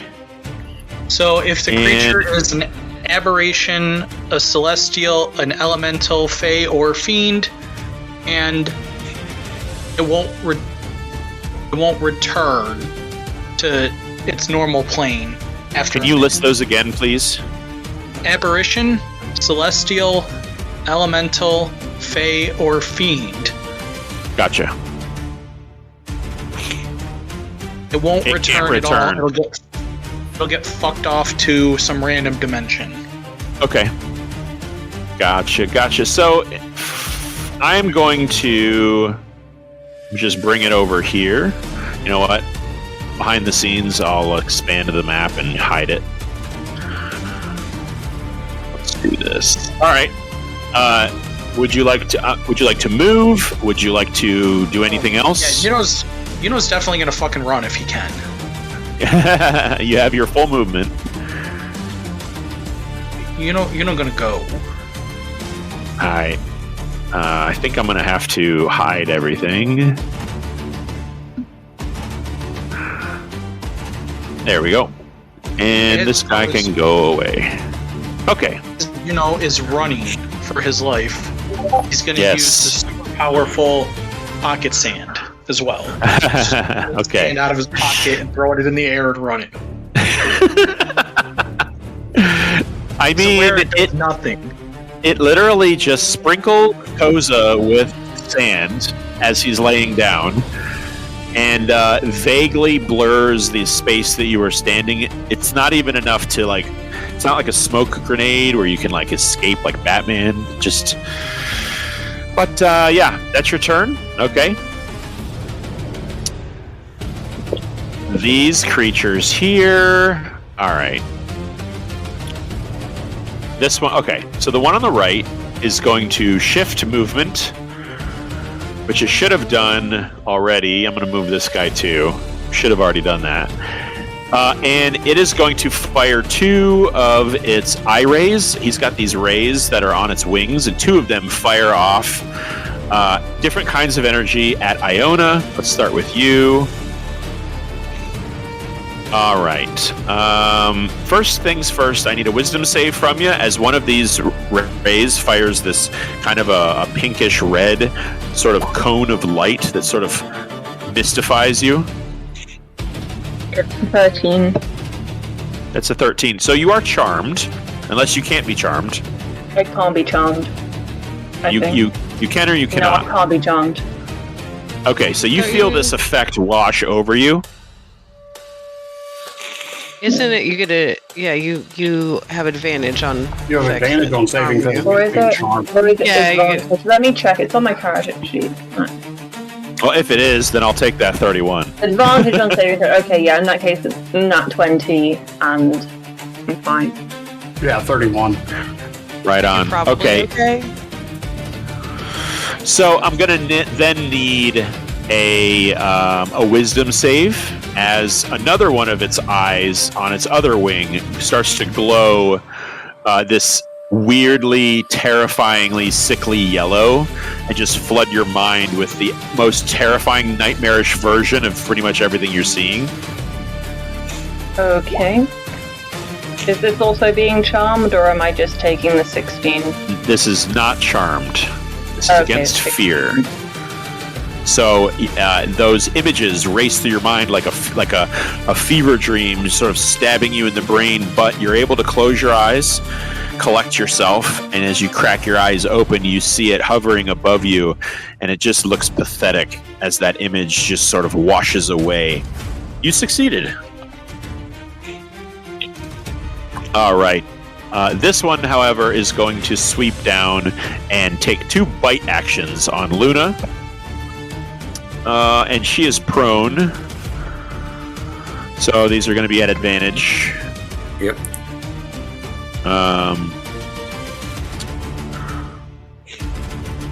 Okay. I meant to post this, by the way.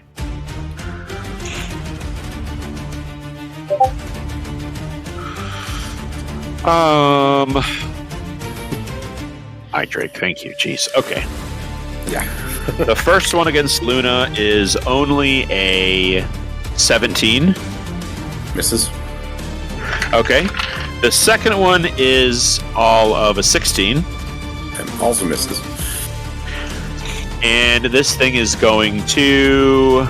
You did roll at advantage, right? Oh, wait. You're right. Way to keep it honest. Hold on. That first one I'm going to count as advantage. Those first 2 rolls are for the first attack. Copy. This one is going to be another natural 6 for another 9 for a 17. Holy crap. Dude, I just rolled the exact same 2 numbers. They all missed. A 17 and a 16 again. This thing, yeah, she's on her back, but she is like freaking the freak out. Wow, that did not go well at all. It is Daunt's turn. He survived getting blasted away. Koz, I'm just going to move you right here. He is going to stand. Actually, he's going to move around this guard. I guess is considered an ally. And he's just going to go with his trusty 2 Eldritch Blast at this Eye Drake. The first one is pretty good. That's a 21. That's going to hit the Eye Drake. The second one is for a... hold on. Okay. The first one hits with a 21. The second one misses with a 15. Too bad. And the Eye Drake takes some damage. Pow! Let's see. What does he want to do? Yeah, he's gonna hop down here. I'm gonna have him make a little acrobatics move. He's gonna make it. He's gonna hop down here and right next to you, Iona. He's going to spend one of his points. Okay. And it looks like, Iona, he's going to assist you with getting up. And what I'm going to do is I'm not going to sacrifice any movement on your part because he's helping you up whenever your turn is. That's going to end his turn. Baranor, you are up. Oh, all right.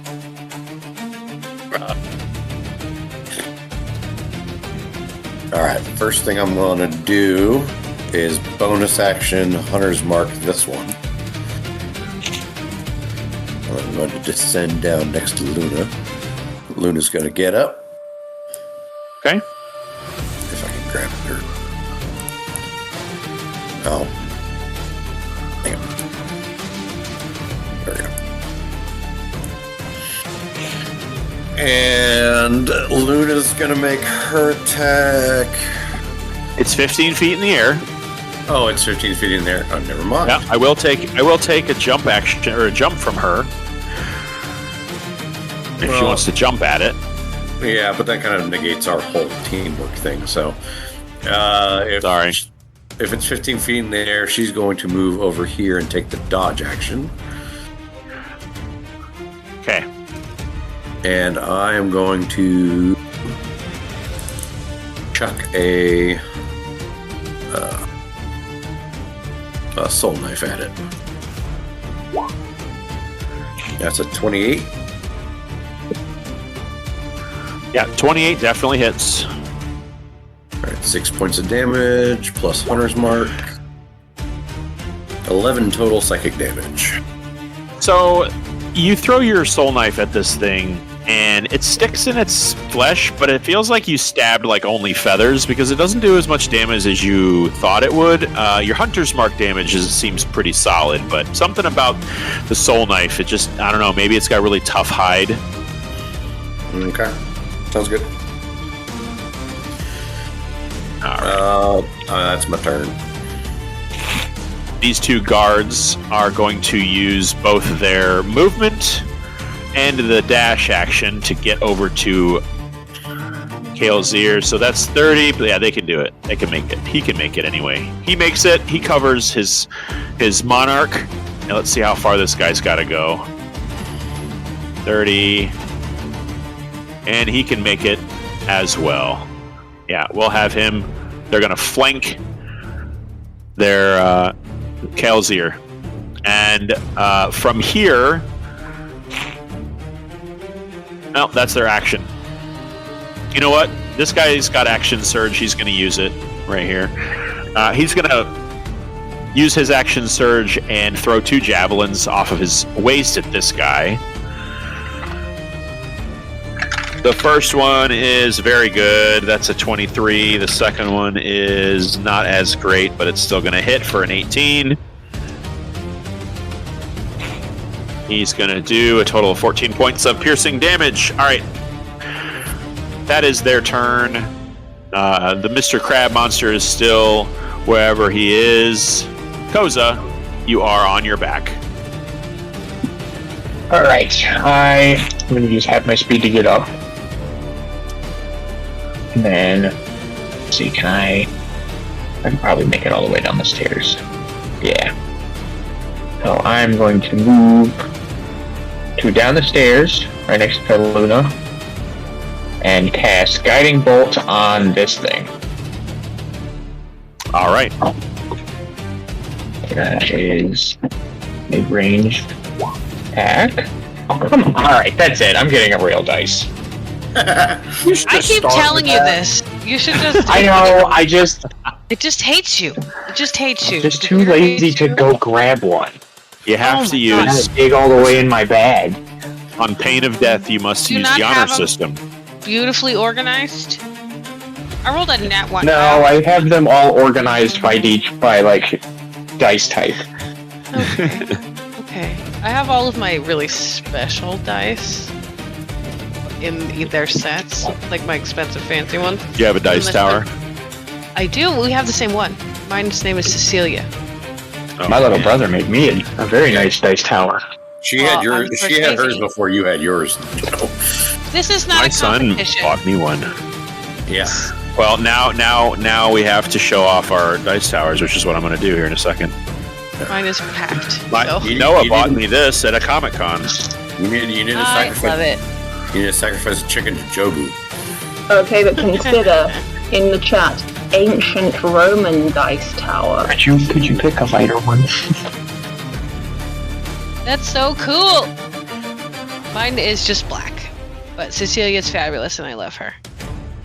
I'm glad. Yeah, the skull dice tower fits perfectly in my hexagonal dice tray. I love that. I love it. Yeah. Anyway, what are we doing, Koza? you're witch bolting or not? You're guiding bolting. I'm pretty sure I missed.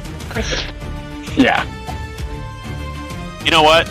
I will let you roll a dice for real.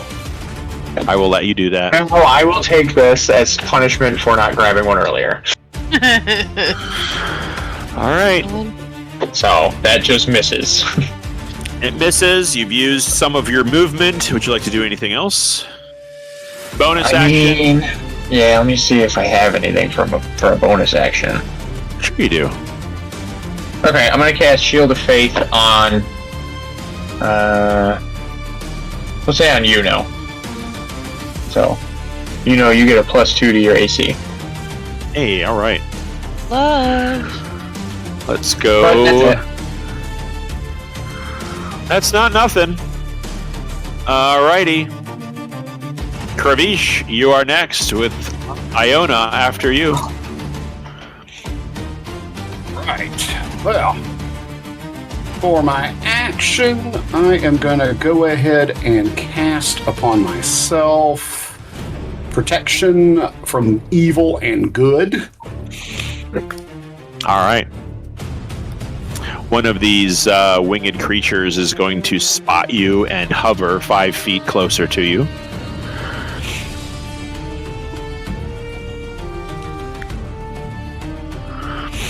Okay. So I did cast it. So that is this. Oh, it won't display my spells. So, anywho, you understand what that does? Shield of Faith. No. Protection from evil and good. Oh, okay. Why don't you, just to clarify, there we go. All right. So I've got who, that. and you're touching who? Yourself? Yeah. Okay. So I got that up. All right. then- You can't be charmed either, or frightened. That's good to know. Okay.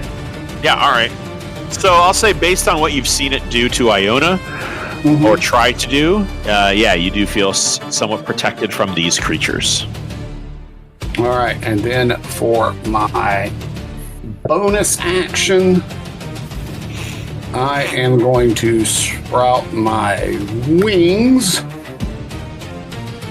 and get about if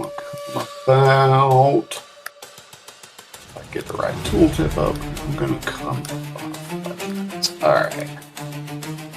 I'm going to come up about here, level to this bastard right over here. Okay. And that's my turn. All right. As you square up, this creature here at the end of your turn is going to move closer to Iona, descending to melee range. This guy is going to move closer to Kravish within melee range of you.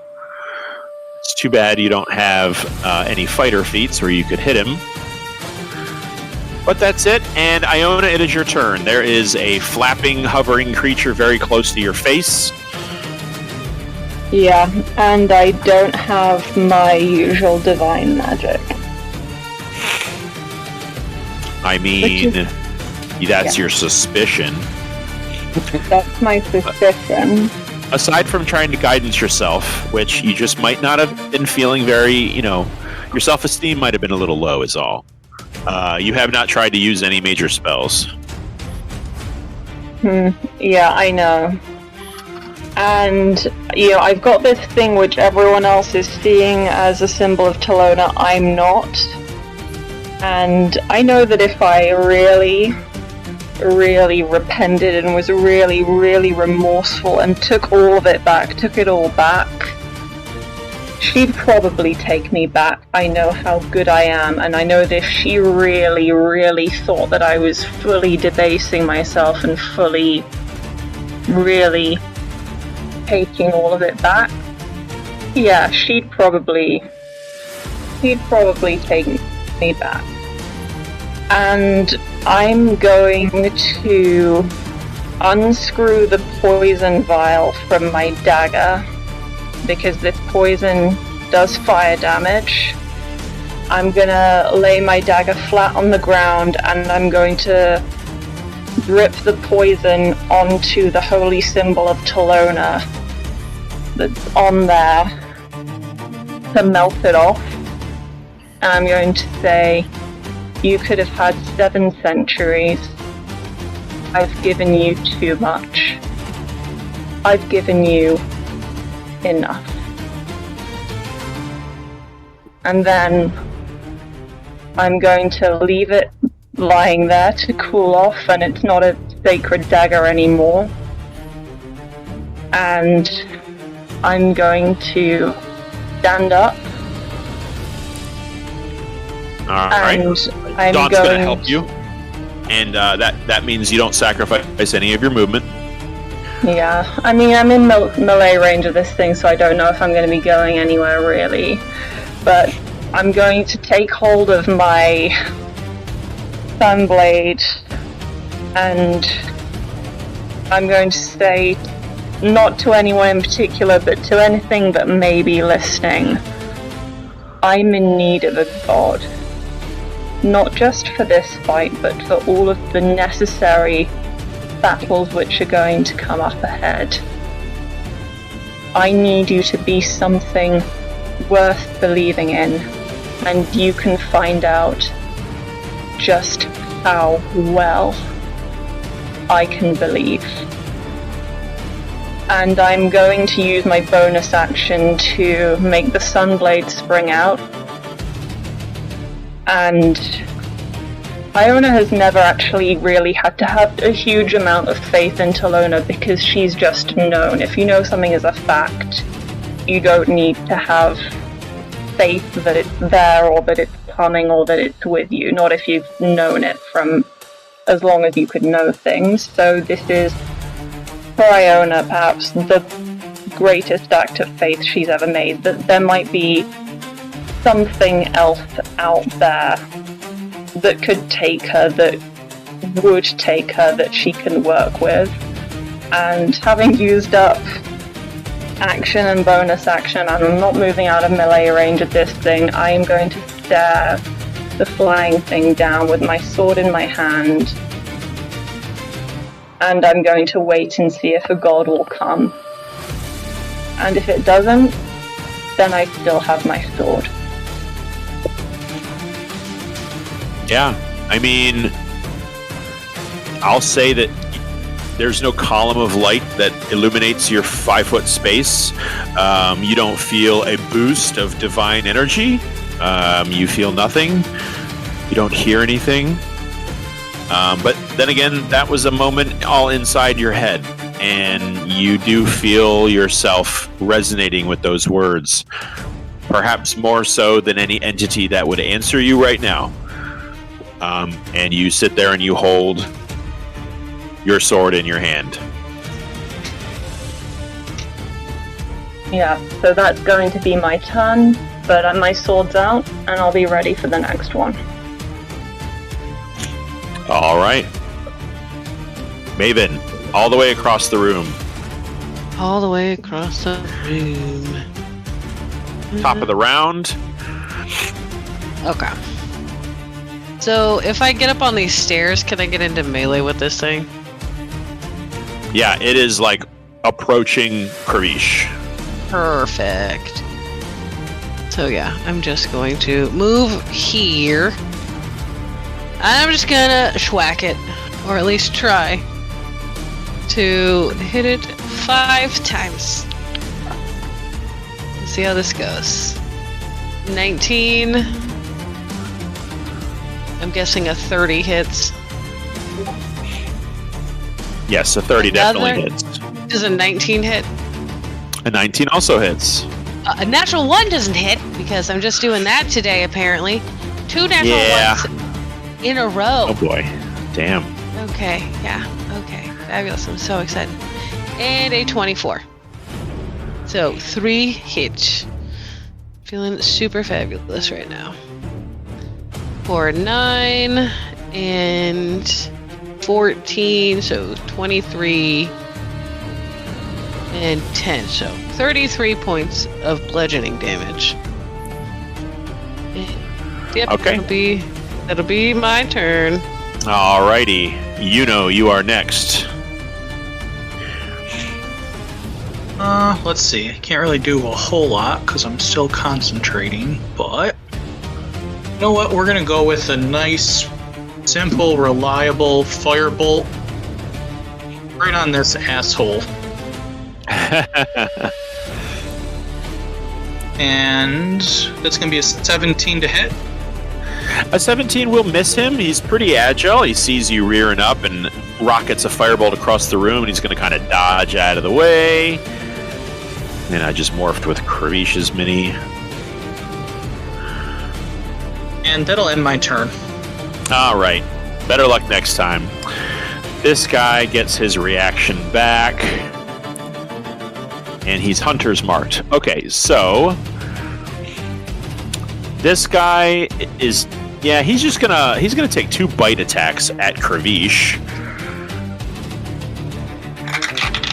One is a natural 19 for a 27. Yeah, that hit. The other one is only going to be a 22. Both hit. Okay. Oh, wait a minute. Those attacks are at disadvantage if he's an aberration. Aberration, celestial, elemental, fey, fiend, or undead. Those attacks are at disadvantage. All right, so the first one, I'll just count both of those in the same attack then. Which sounds like it still hits. Yes. So this one is... that is going to be a 22. It's a natural 14. And the other one's a natural 4, so that one will probably fail. Yeah, so 1 hit. Yeah. All right, 1 hits. Okay. So you're going to take a lot of damage here. Hold on. Here we go. Okay, the first one is 13 points of piercing damage and 3 points of psychic damage. Okay. As this thing kind of like bites down hard and you feel this weird intrusion into your mind. All right. This guy here is going to use his aberrant agility and buffet his wings away. So no opportunity of attack as he wings away. 10 feet away, which would be you and Daunt. I just need a strength save from both of you. I'll roll for Daunt. He got a natural 16, so he saves on his save. You're just getting blown around here, Iona. What you think, Iona? Yeah, sorry, I didn't. You cut out a bit, and I heard you saying someone saves. Oh, sorry. Yeah, so this guy right here is going to perform a wing buffet with his aberrant agility. So he's going to move away, and in doing so, he's going to knock you guys to the ground. And Daunt made his strength save. So I just need a strength save from you. Okay. Alright. 17. That's going to be enough. Okay, Yep, in moving away, do we get opportunity attack, or is it too quick? No, not with his aberrant agility. Okay, alright. Well, He's quick and slippery. But he is going to use 2 more eye stalks. Let's see here. Alright, I need a con save from Iona, and we're going to do a dex save from... We're going to try to slow down Daunt. Let's do a dex save from him. He is going to make it. He's got a wow, he's rolling high. Natural 18, which will pass his dex save. That's an 11 on the con save from me, unless it's against getting poisoned, in which case it's a 15. No, it is not. However, as you stand there and it rears its head, this one of its eyes on its right wing sort of looks at you, and all of your vision starts to go like weirdly fuzzy, and you all watch as her skin turns solid and cracked like marble, and you stand stock still. You are paralyzed. Not slowed. Paralyzed. Sure, why not? Okay, that's its turn. Shit. Daunt is really freaking out. His friend can't move. Is there anything a warlock can do for this? They can pummel the shit out of the person that did it to her. Yeah, he's gonna spend all of his speed to sitting here contemplating how he can help Iona. No, he's not a warcaster.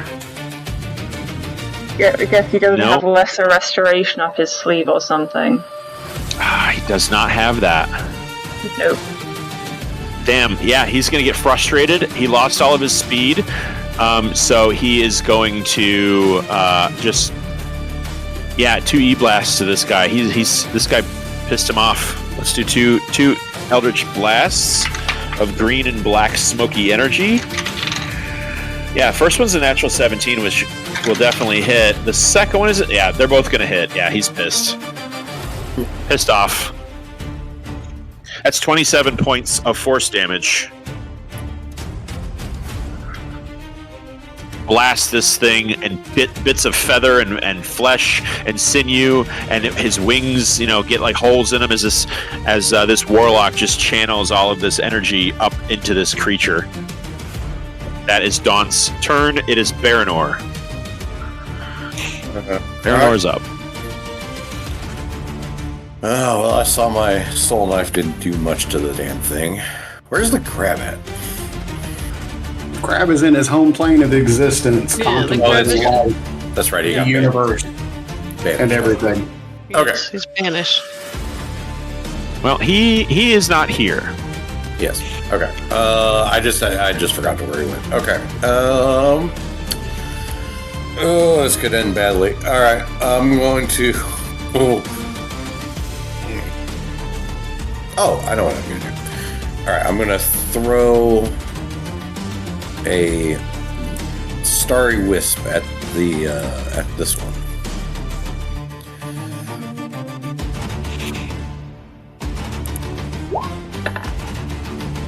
And I bet a 10 doesn't hit, so. Nope. Sorry. It's okay.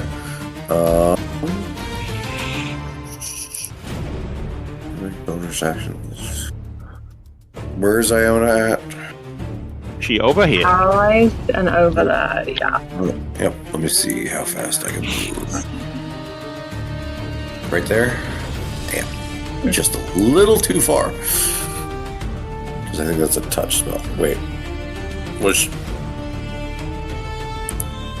she here or here? I'm here. Okay.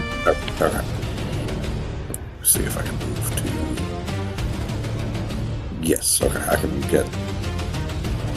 Well, I have to move around. The 30, 35, 40. Okay, I can still get there. Okay, come over here, and I will use my bonus action of lesser restoration on Iona. Great, thanks. Needed that. So she is no longer paralyzed, unless that thing has. There we go. Nope, nothing seems to be reacting to what you just did. Okay, and Luna will take the dodge action, and that's my turn. Alrighty. These guys are going to move. He's going to move across the map. He's pretty much threatened by you guys. This one's going to stick around with Kravish. You are tasty and good with ketchup.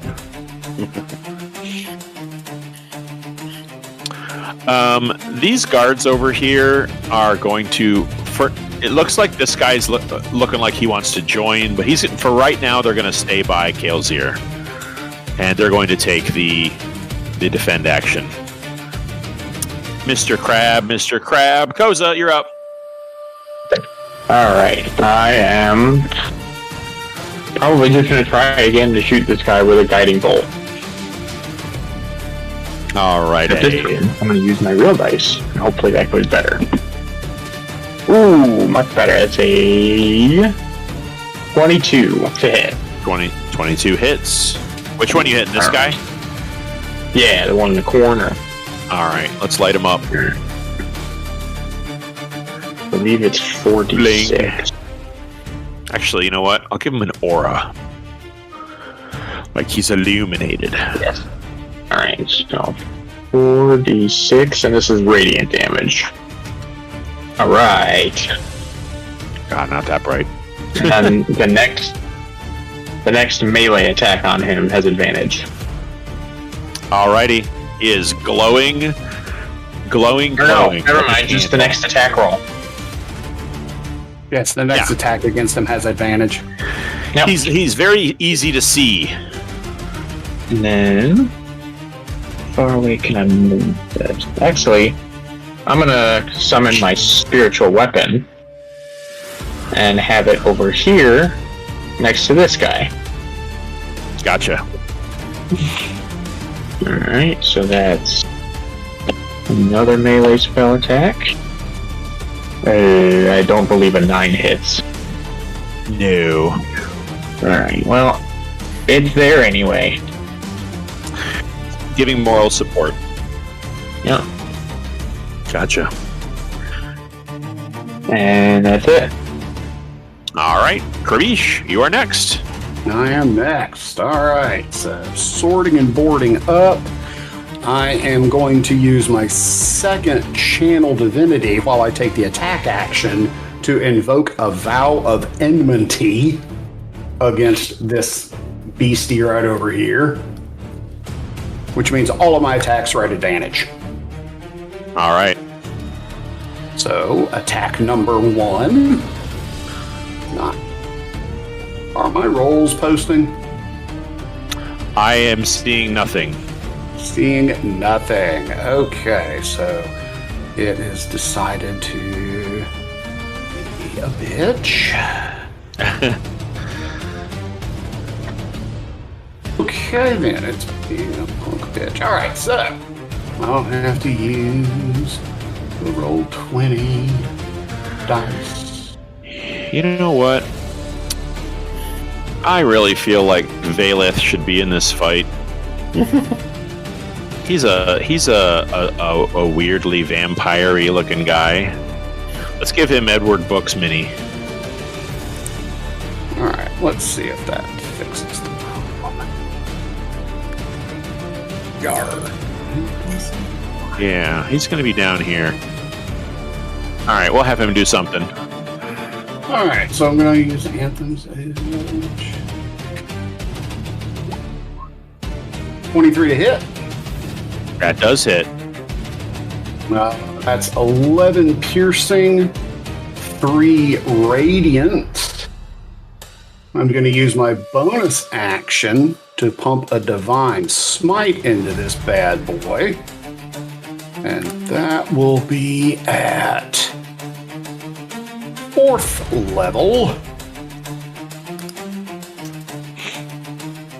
Oh, come on. Why will it not roll? So 4th level device.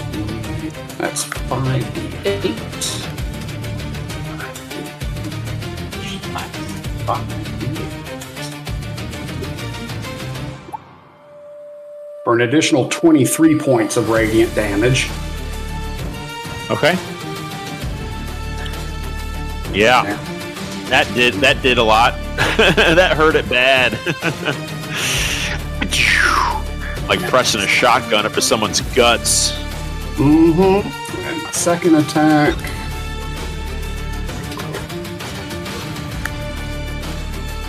(22) for 9 points of damage, 8 piercing, 1 radiant. All right. Still counts. Okay. And hack and slash you did. yeah, and I'm going to maneuver myself. Probably should have done this to begin with, but I'll move myself around this way so Maven's turn's coming up and she could get flanking advantage. You would have to be right here. Okay then, there, I did it. If you have that speed, that's where you'd have to be. Yep, that would do it. Okay. All right. Kerbish's turn ends. Iona, you are next with Maven on deck.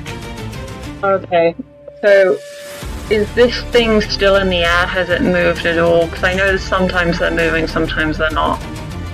It is where it is. Okay. If I get up to here, will I be able to reach it? Within the Let's see here. You'd have to go up here, 10 feet there, 10 feet there. Eee! Can you get there? You got enough speed for that? Wait, can I do 10 feet to there, or does the stairs kind of go up that side? So it's 10, 15. Yeah, from where you're at, it's 10 feet to there. Yeah, then another 5. And so then another... 15 to get... Yeah, and then 15 across. Yeah, Would I be... Yeah, if I get to here, can I reach it, is my question. Yes, you can. Okay. In that case, You run up the stairs. Yeah, I am just practically flows up the stairs, reaches the balcony, and takes a slash with the sunblade for 29. 29 definitely hits. And that's going to be 11 radiant damage. Alright, I just want to see something here. Okay. Good to know, good to know. For my bonus action, because I'm going all out. I'm not waiting, maybe a god will show up, maybe a god won't. I've only just made the offer, and I'm not waiting around, but I'm also not waiting around for other things. And standing up on this balcony for my bonus action, because I'm in my glamour armor, Iona's clothes start to shift and change, and they're still sort of similar style to what she was in before, but now they're just sort of they're a dark grey, and there's sort of across under her cloak, and a sort of I'm gonna say sort of like almost a half cake, but it's short enough to be practical, is this sort of thing that looks patterned like feathers, and it's a dark red. And nice. Something about the cut changes just slightly, so it looks almost like a more modern version of what the servitors in the mansion are wearing. Okie doke.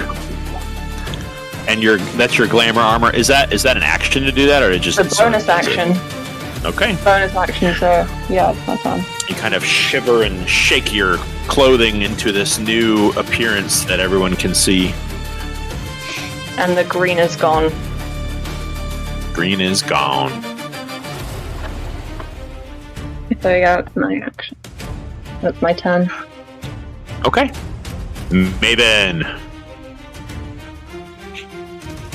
Maven, we got you, Steph? Yeah, I accidentally muted myself. I apologize. That is okay. So I have advantage? Lovely. I'm just going to take 5 swings at the guy. Okay. 22. 30. So close. This one is a nat 20. Oh shit. Woot woot. Okay. And then, come on, move out of the way. Thank you. And then 26 for the third one. And then 15. Adding that right? No. 17 for the fourth, and so this is the last one. And then 21. So all of them hit, and one is a nat 20. Okay. All right. So that's a lot of damage. it is. Sorry, are you waiting on me? Oh no! I'm adding. Sorry. 38. Oh, okay. And then It's so much damage 16, that it grinds 30. the game to a halt. Stop talking. 36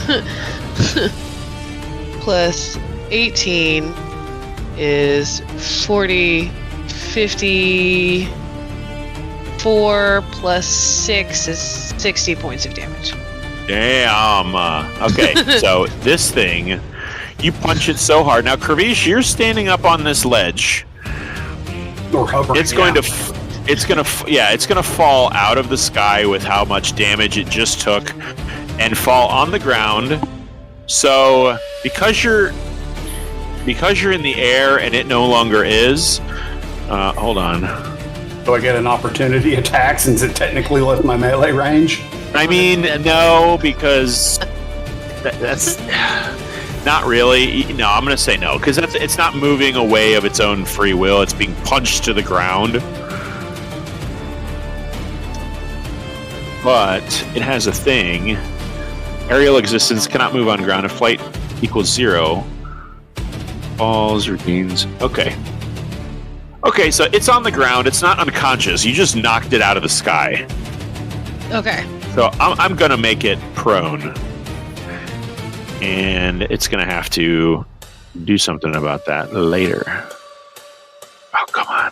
There we go. And it's down here now. No, I'm moving your guy just right there. Okay. 5 attacks. They pretty much all hit. What else you doing there, Maven? I'm just going to... Let's see. I'm going to spend... Nope. I'm just going to stay there. We're good. All right. That's it. You know what you're doing. Once again, gonna cast Firebolt on this asshole. Okay. That is a 26 to hit. That does hit. And 13 points of fire damage. All right. It takes it. And then I'm gonna move and hide behind one of the bystanders for safety. Are you challenging me to hurt an innocent bystander to get to you? No, I'm just an aberration wizard and I specialize in shields. Whether they be Magical magical or misty. But that'll end my turn. All right. Come on. There we go. Sorry. Okay. This guy is going to use half of his flight to turn around and right himself. I need Maven to make a dexterity saving throw. I know, real hard. Let's. The last time it worked out terribly, so let's try this. It's This going to one's buff much at its better. wings. 21. It's all right. It's going to rise into the air, and it's going to use. It is now out of your melee range, and it's already out of Kravish's melee range. So, unfortunately, you guys are just out of reach. It's going to move over here. It's going to fire one eye ray right here in this group of meaty tieflings. And the ray it chooses to shoot is... Ooh, I need them all to make con saves. Let's see, one after another. Is it an attack roll? 3, it is. It is. Well, I'm going to use my reaction for silvery barbs then. Yes. Okay. Well, no, it's not an attack roll. They have to make a save against it. Okay, yeah. If it was anything that required an attack roll, then I was going to use it. Okay. No, sorry. They have to make con saves against this.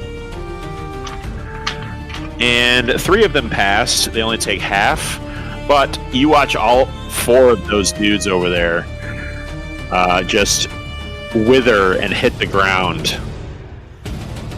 Here we go.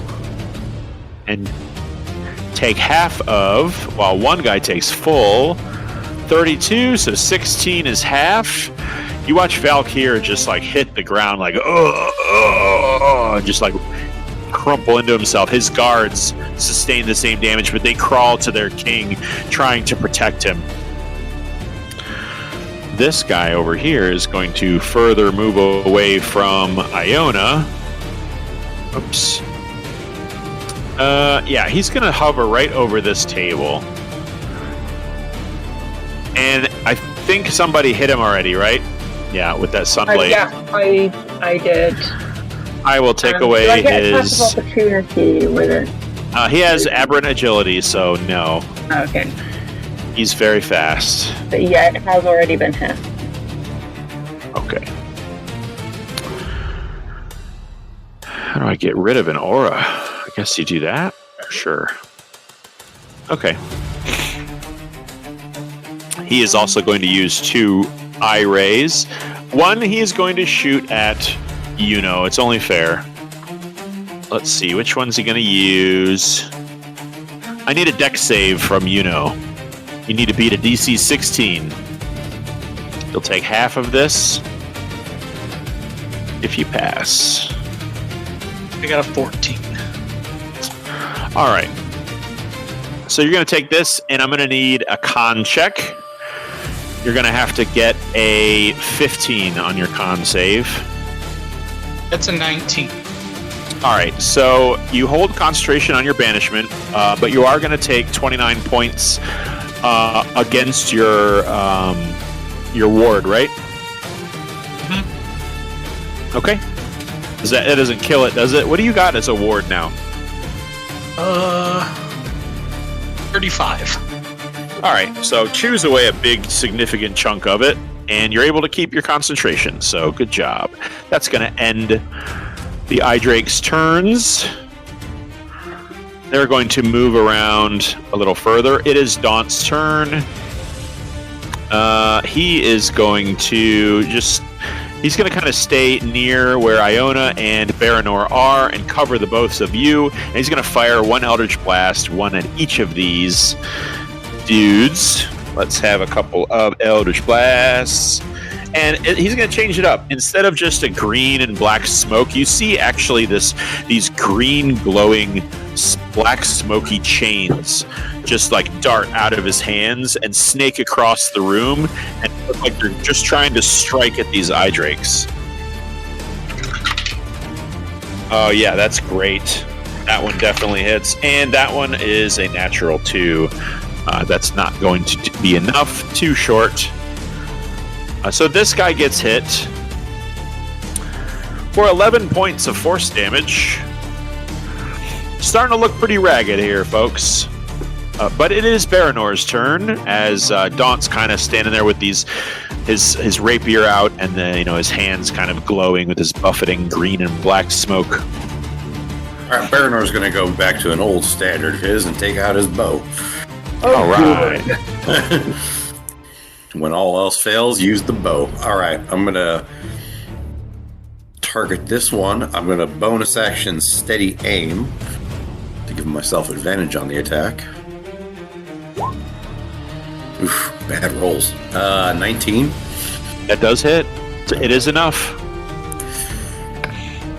All right, so that's 10 points of piercing, and then hang on 1 second. 1d6 for the 3 points for Hunter's Mark, and then sneak attack is 5d. I missed it. Why are we sus? Oh, don't you worry about that. Okay. You're just randomly suspicious for no reason. The rest of the party knows why I'm suspicious.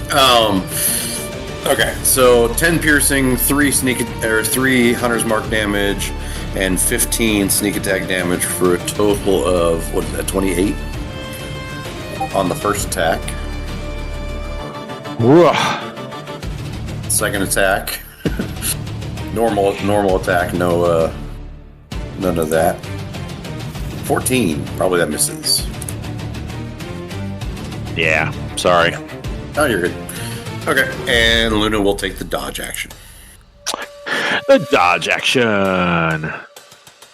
Okay, so this guy is definitely going to break away. It looks like his guard friend down here sort of has this. He's going to move up and he is going to. They're all carrying pikes. He threw some javelins that were on his hip, but he's got a pretty nasty looking, devilish looking pike, and he's going to like literally jump in the air and try and stab this thing. Let's give him an athletics check. He does really good on his athletics check, so he's going to take 2 swipes while he's jumping with his glaive. The first one is a 22. The second one is a 16, which is that too much? Too little. Oh, damn, it's not enough. He misses with the second one. But he's going to do 14 points of piercing damage. Again, Mr. Krabs is in La La Land. Koza, you are next. All right. First and foremost, I'm going to attack this guy with my spiritual weapon first. 6. And I am going to wild shape into a big old bear. Fire. Alrighty. I think we're just going back to our old fundamentals here, guys. Hey man, return to form is a thing. No, if it ain't broke, why fix it? Yeah. I don't know if I can change this on the fly, but I will try. So you are a bear. Congratulations. Yep. I'll stretch you out a bit because you're large, correct? Yes. Okay. Let's see what I can do. What would you like to do as a bear? Go ahead. Or is that it? That's your action? Well, no, I can move. I'll probably run on over to this guy and try and rip him off. Or how high is this guy? Is he up in the air? Hold on. It's making me look at your sheet instead of the rest of the map. Oh boy. Yeah. That guy's 15 feet in the air. Seems like that seems to be their hover height. Okay. Well. So you can reach him if you jump as a bear. Alright. Do I have to roll for that? Yeah, just give me an athletics check as a bear. Okay. I'm They're assuming pretty that's strong. a strength check. It is. Alright. 8. Come on. I just can't roll well today. Well, you're a big fat bear, and it's your first time trying to jump, and it doesn't go super well, and that's it. You can't reach it, sorry. But you are now a bear, as I try to change you into a bear. But, let's see here. If that's your turn, yes? Yep. Kravish, you are next. All right. Let's see. It's going to take all my movement, but I'm going to go ahead and come all the way here. Okay. That's melee range, right? Yeah. Okay, good. It's rather low right now. So I will attack again with Anthem's Edge. 22 to hit. 22 does hit. 6 piercing for radiant. Okie dokie. And another 4. So I'm going to do 5th level Divine Smite.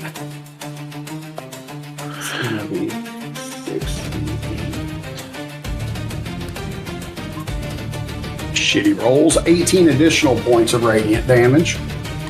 So as you go to pump this Divine Smite in, this eye drake, kind of spins around as you slash at it and recognizes this is something you can do, and uses its reaction and hits you with that same beam of light that it shot at Yuno, and that smite energy is negated.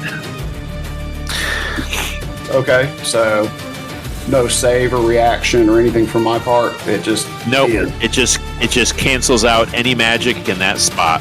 Okay. Is my bonus action eaten up by that? And your spells. Okay, so the spell slot has been eaten up, and the bonus action has also been eaten up.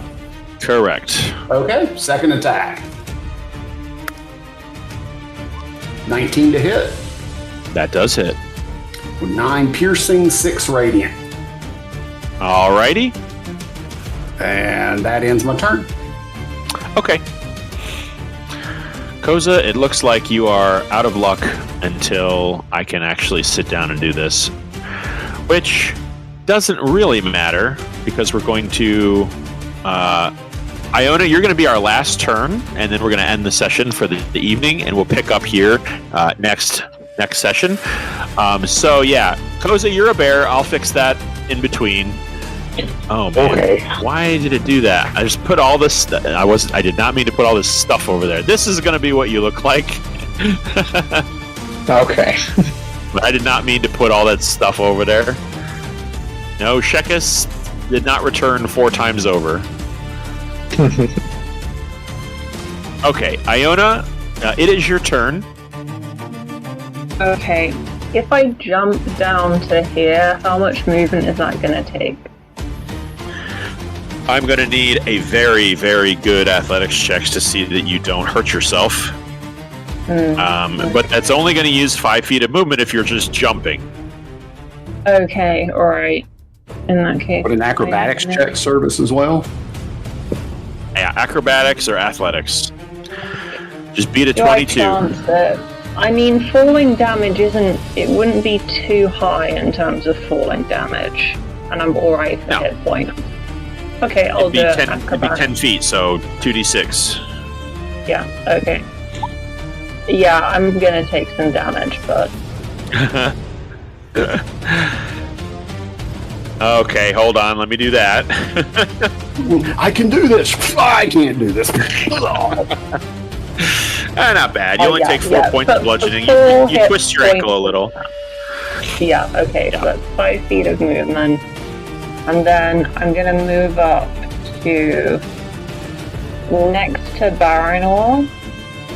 That's another 10 feet, and I'm going to turn to him, because I know I'm not going to make it all the way over here to get to melee range. I'm going to turn to him, I'm going to say, I need a dagger, and then I'm going to see if he will allow me to take one of his boring daggers. I'm not going for the special ones. Yeah, sure.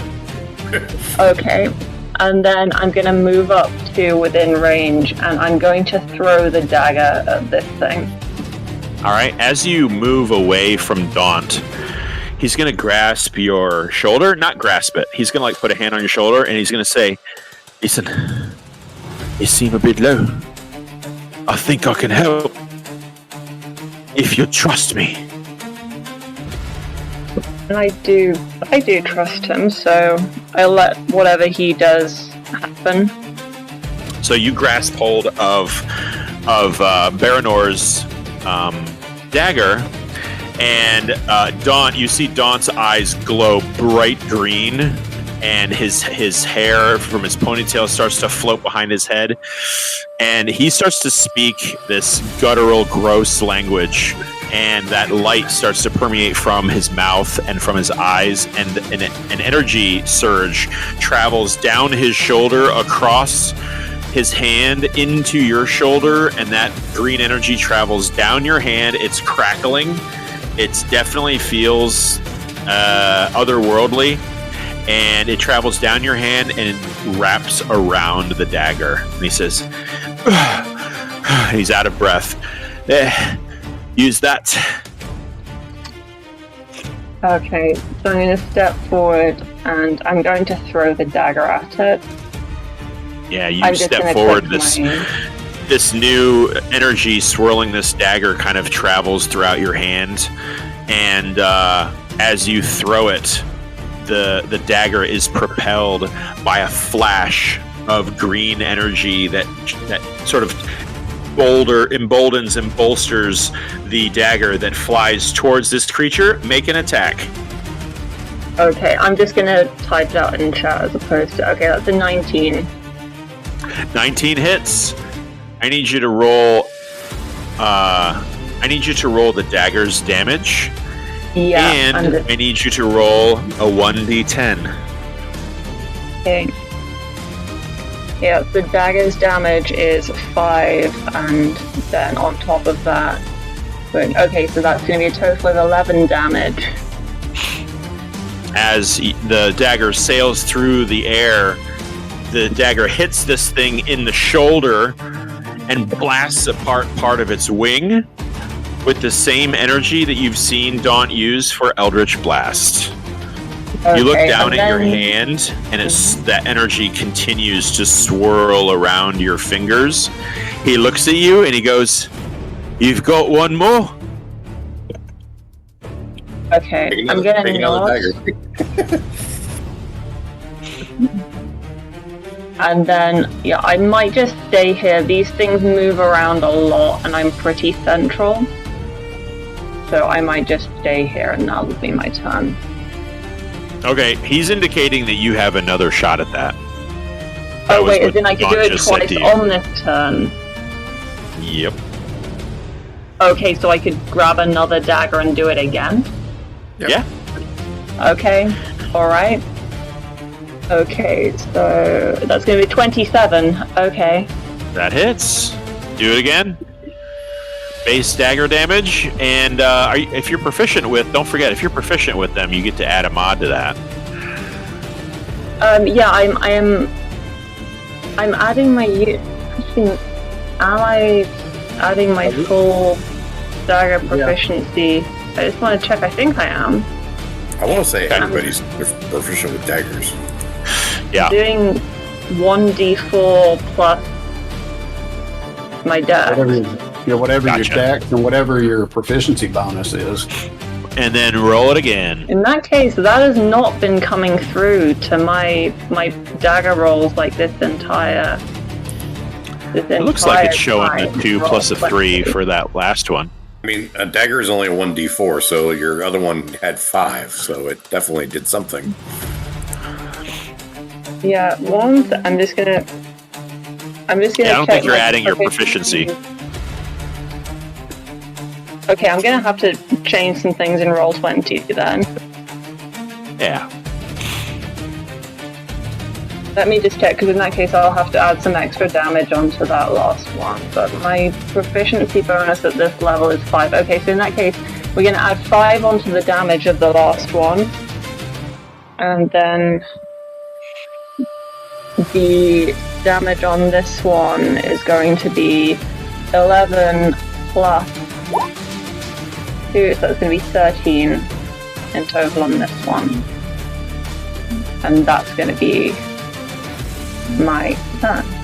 Yeah, you throw a second mundane dagger, which every time you ask for one of those, a tear rolls down Baranor's eye. They are not mundane only down to him. 52 now. It's fine. And you send them sailing across the battlefield in this library, and the second one sticks hard and blasts a hole through this thing's chest. It also hits the ground. It is not dead, but it is prone, as it cannot be on the ground. And you feel that surge of energy, like, release from your hand, but not completely deplete. And you feel yourself looking back at Daunt, and he looks a little different to you now. And he says in your head, only you can hear this, "I heard you. I heard you call for help. I was able to respond. I'll be your patron, Iona." And that energy begins to replenish into your arm from across the room. No one else can see this, but you feel this connection, and his golden eyes glow green briefly, and he just looks at you and says, "Until you sort out what's going on with your god, I'll help you out. I'm your friend. I won't let you be without power." And that is where we are going to end the session for today. Fabulous. Incidentally, everyone, I know we're in the middle of combat, so I definitely want you to keep your current HP. However, everyone levels up. Yeah! Everyone levels up. Iona, guess what? What? You're level There's a 1 special warlock now. class. There's a special class that you have to take. Oh no. Oh boy. Lord. And that is, Sorry, what? you are now a warlock. Iona hasn't accepted it yet. She hasn't said yes yet. That's She true. You doesn't haven't want refused to it be a either. warlock. That's very Literally. true. She's the thing is, I see what you're doing, and I see what you're doing, but the problem is that Iona will take a boost from a friend. She will not take, I'll be your patron, That's fine. unfortunately. No, that's cool. That's cool. We can sort that all out in the next downtime away from combat. But for now, I'm going to say for now, you are benefiting from the ability to use a level in Warlock, and all that gets you. And we're going to count it as enough to where you can do 2 Eldritch Blasts instead of just the 1. Okay, I have to ask, what stat is this going to be? Charisma, because she has Talentar charisma of a +0. No. We can keep your current mod. Okay, we'll figure something out. Oh yeah, we'll work it out. Don't worry. But that's something that's happening. I'll say that in this short amount of time that you did this, you get the feeling that he is not trying to dominate you or strike a blood pact with you. This very much felt like a friend reaching out with the only energy that he had to help you. Mm-hmm. That's just something that you're getting through your connection with him. Yeah, I know. It's Iona, his patron, is like, no, that's not what we're doing. Absolutely not. I literally per combat, we're what, 3 rounds of combat in, so like less than 18 seconds ago I got out of this thing. I I don't want a bridges abusive relationship. I'm not getting falling into another one. Look at that. Max roll on that. Damn. No, I should. Yeah, now I just got a picture of Talona watching Iona use poison to melt off her holy temple. But yeah, let's use the thing you're a god of to stop worshipping. Yeah, great. Wonderful. Let's see. Yeah. Also, no one's seen Iona throw daggers before because she's always been using ranged spells. No one's seen her do that before. Well, when you guys are faced with something that can counter your ranged spell attacks, you guys get pretty creative. I rolled a 1 for my hit points. Oh no. Aww. It's okay. It's okay. It's fine. So, folks, we will pick up mid-combat at the top of the round, I believe. Yes, I do. Yeah, we'll be starting with Maven, and I will get Koza's bear all figured out. I will put Valeth on the field. I'll make him do some cool stuff. We'll just say that in the interim, he's been preoccupied with staying out of battle. Perhaps he's not a fighter. Did you look up how eye drakes are made? Yes, I love eye drakes. These are not contemporary eye drakes. These are I know, but they're these are my eye own drakes thing. though. Yeah. Eye drakes are really cool. An eye drake is a beholder that wanted to become a dragon so much that it became an eye drake. That it dreamed of being a dragon, and thus it created an eye drake. Yes. Dream is a dream your heart makes. Yeah. Yeah. All right, folks. Wish your heart makes. Excuse me. There we go. So Cinderella's my favorite. it seems like you guys have the how of this mystery. What you guys don't have is an end game yet. Aside from what you've seen it do so far, Azathoth has designs that are still sort of beyond y'all's understanding. And we will perhaps get to that. You guys did get majorly interrupted in the middle of your research jam sesh. Research jam sesh. Yeah. But hey, this is big deal stuff here. We got some big time monsters. One monster's in a alternate dimension again. Thank you. Who may very likely appreciate stay that. there. Thanks, Guna. We love a good banishment. Yeah. God, when it works, it really works. It really does work. It is pretty the. I mean, Dark Souls would have been a very different game if we had banishment. Mhm. So. Oh, so All right, folks. I get a new skill. I get a new Yeah. Hey, yeah. Everybody, go ahead and level up. Iona, Yeah, see what if you have questions about what this means, I will answer any questions you have. Yeah. But yeah, you're going to take a walk down Warlock. We'll see how much that sticks or doesn't stick moving forward. It's all entirely in the air. We'll see. But that was fun, and hopefully you guys learned something. And we'll see what kind of hijinks y'all get into next time. Aight? Okie doke. Okay. All right. We'll see you guys on the 30th of May. And have fun, guys. All right. Alrighty. Bye. Oh, Bye-bye.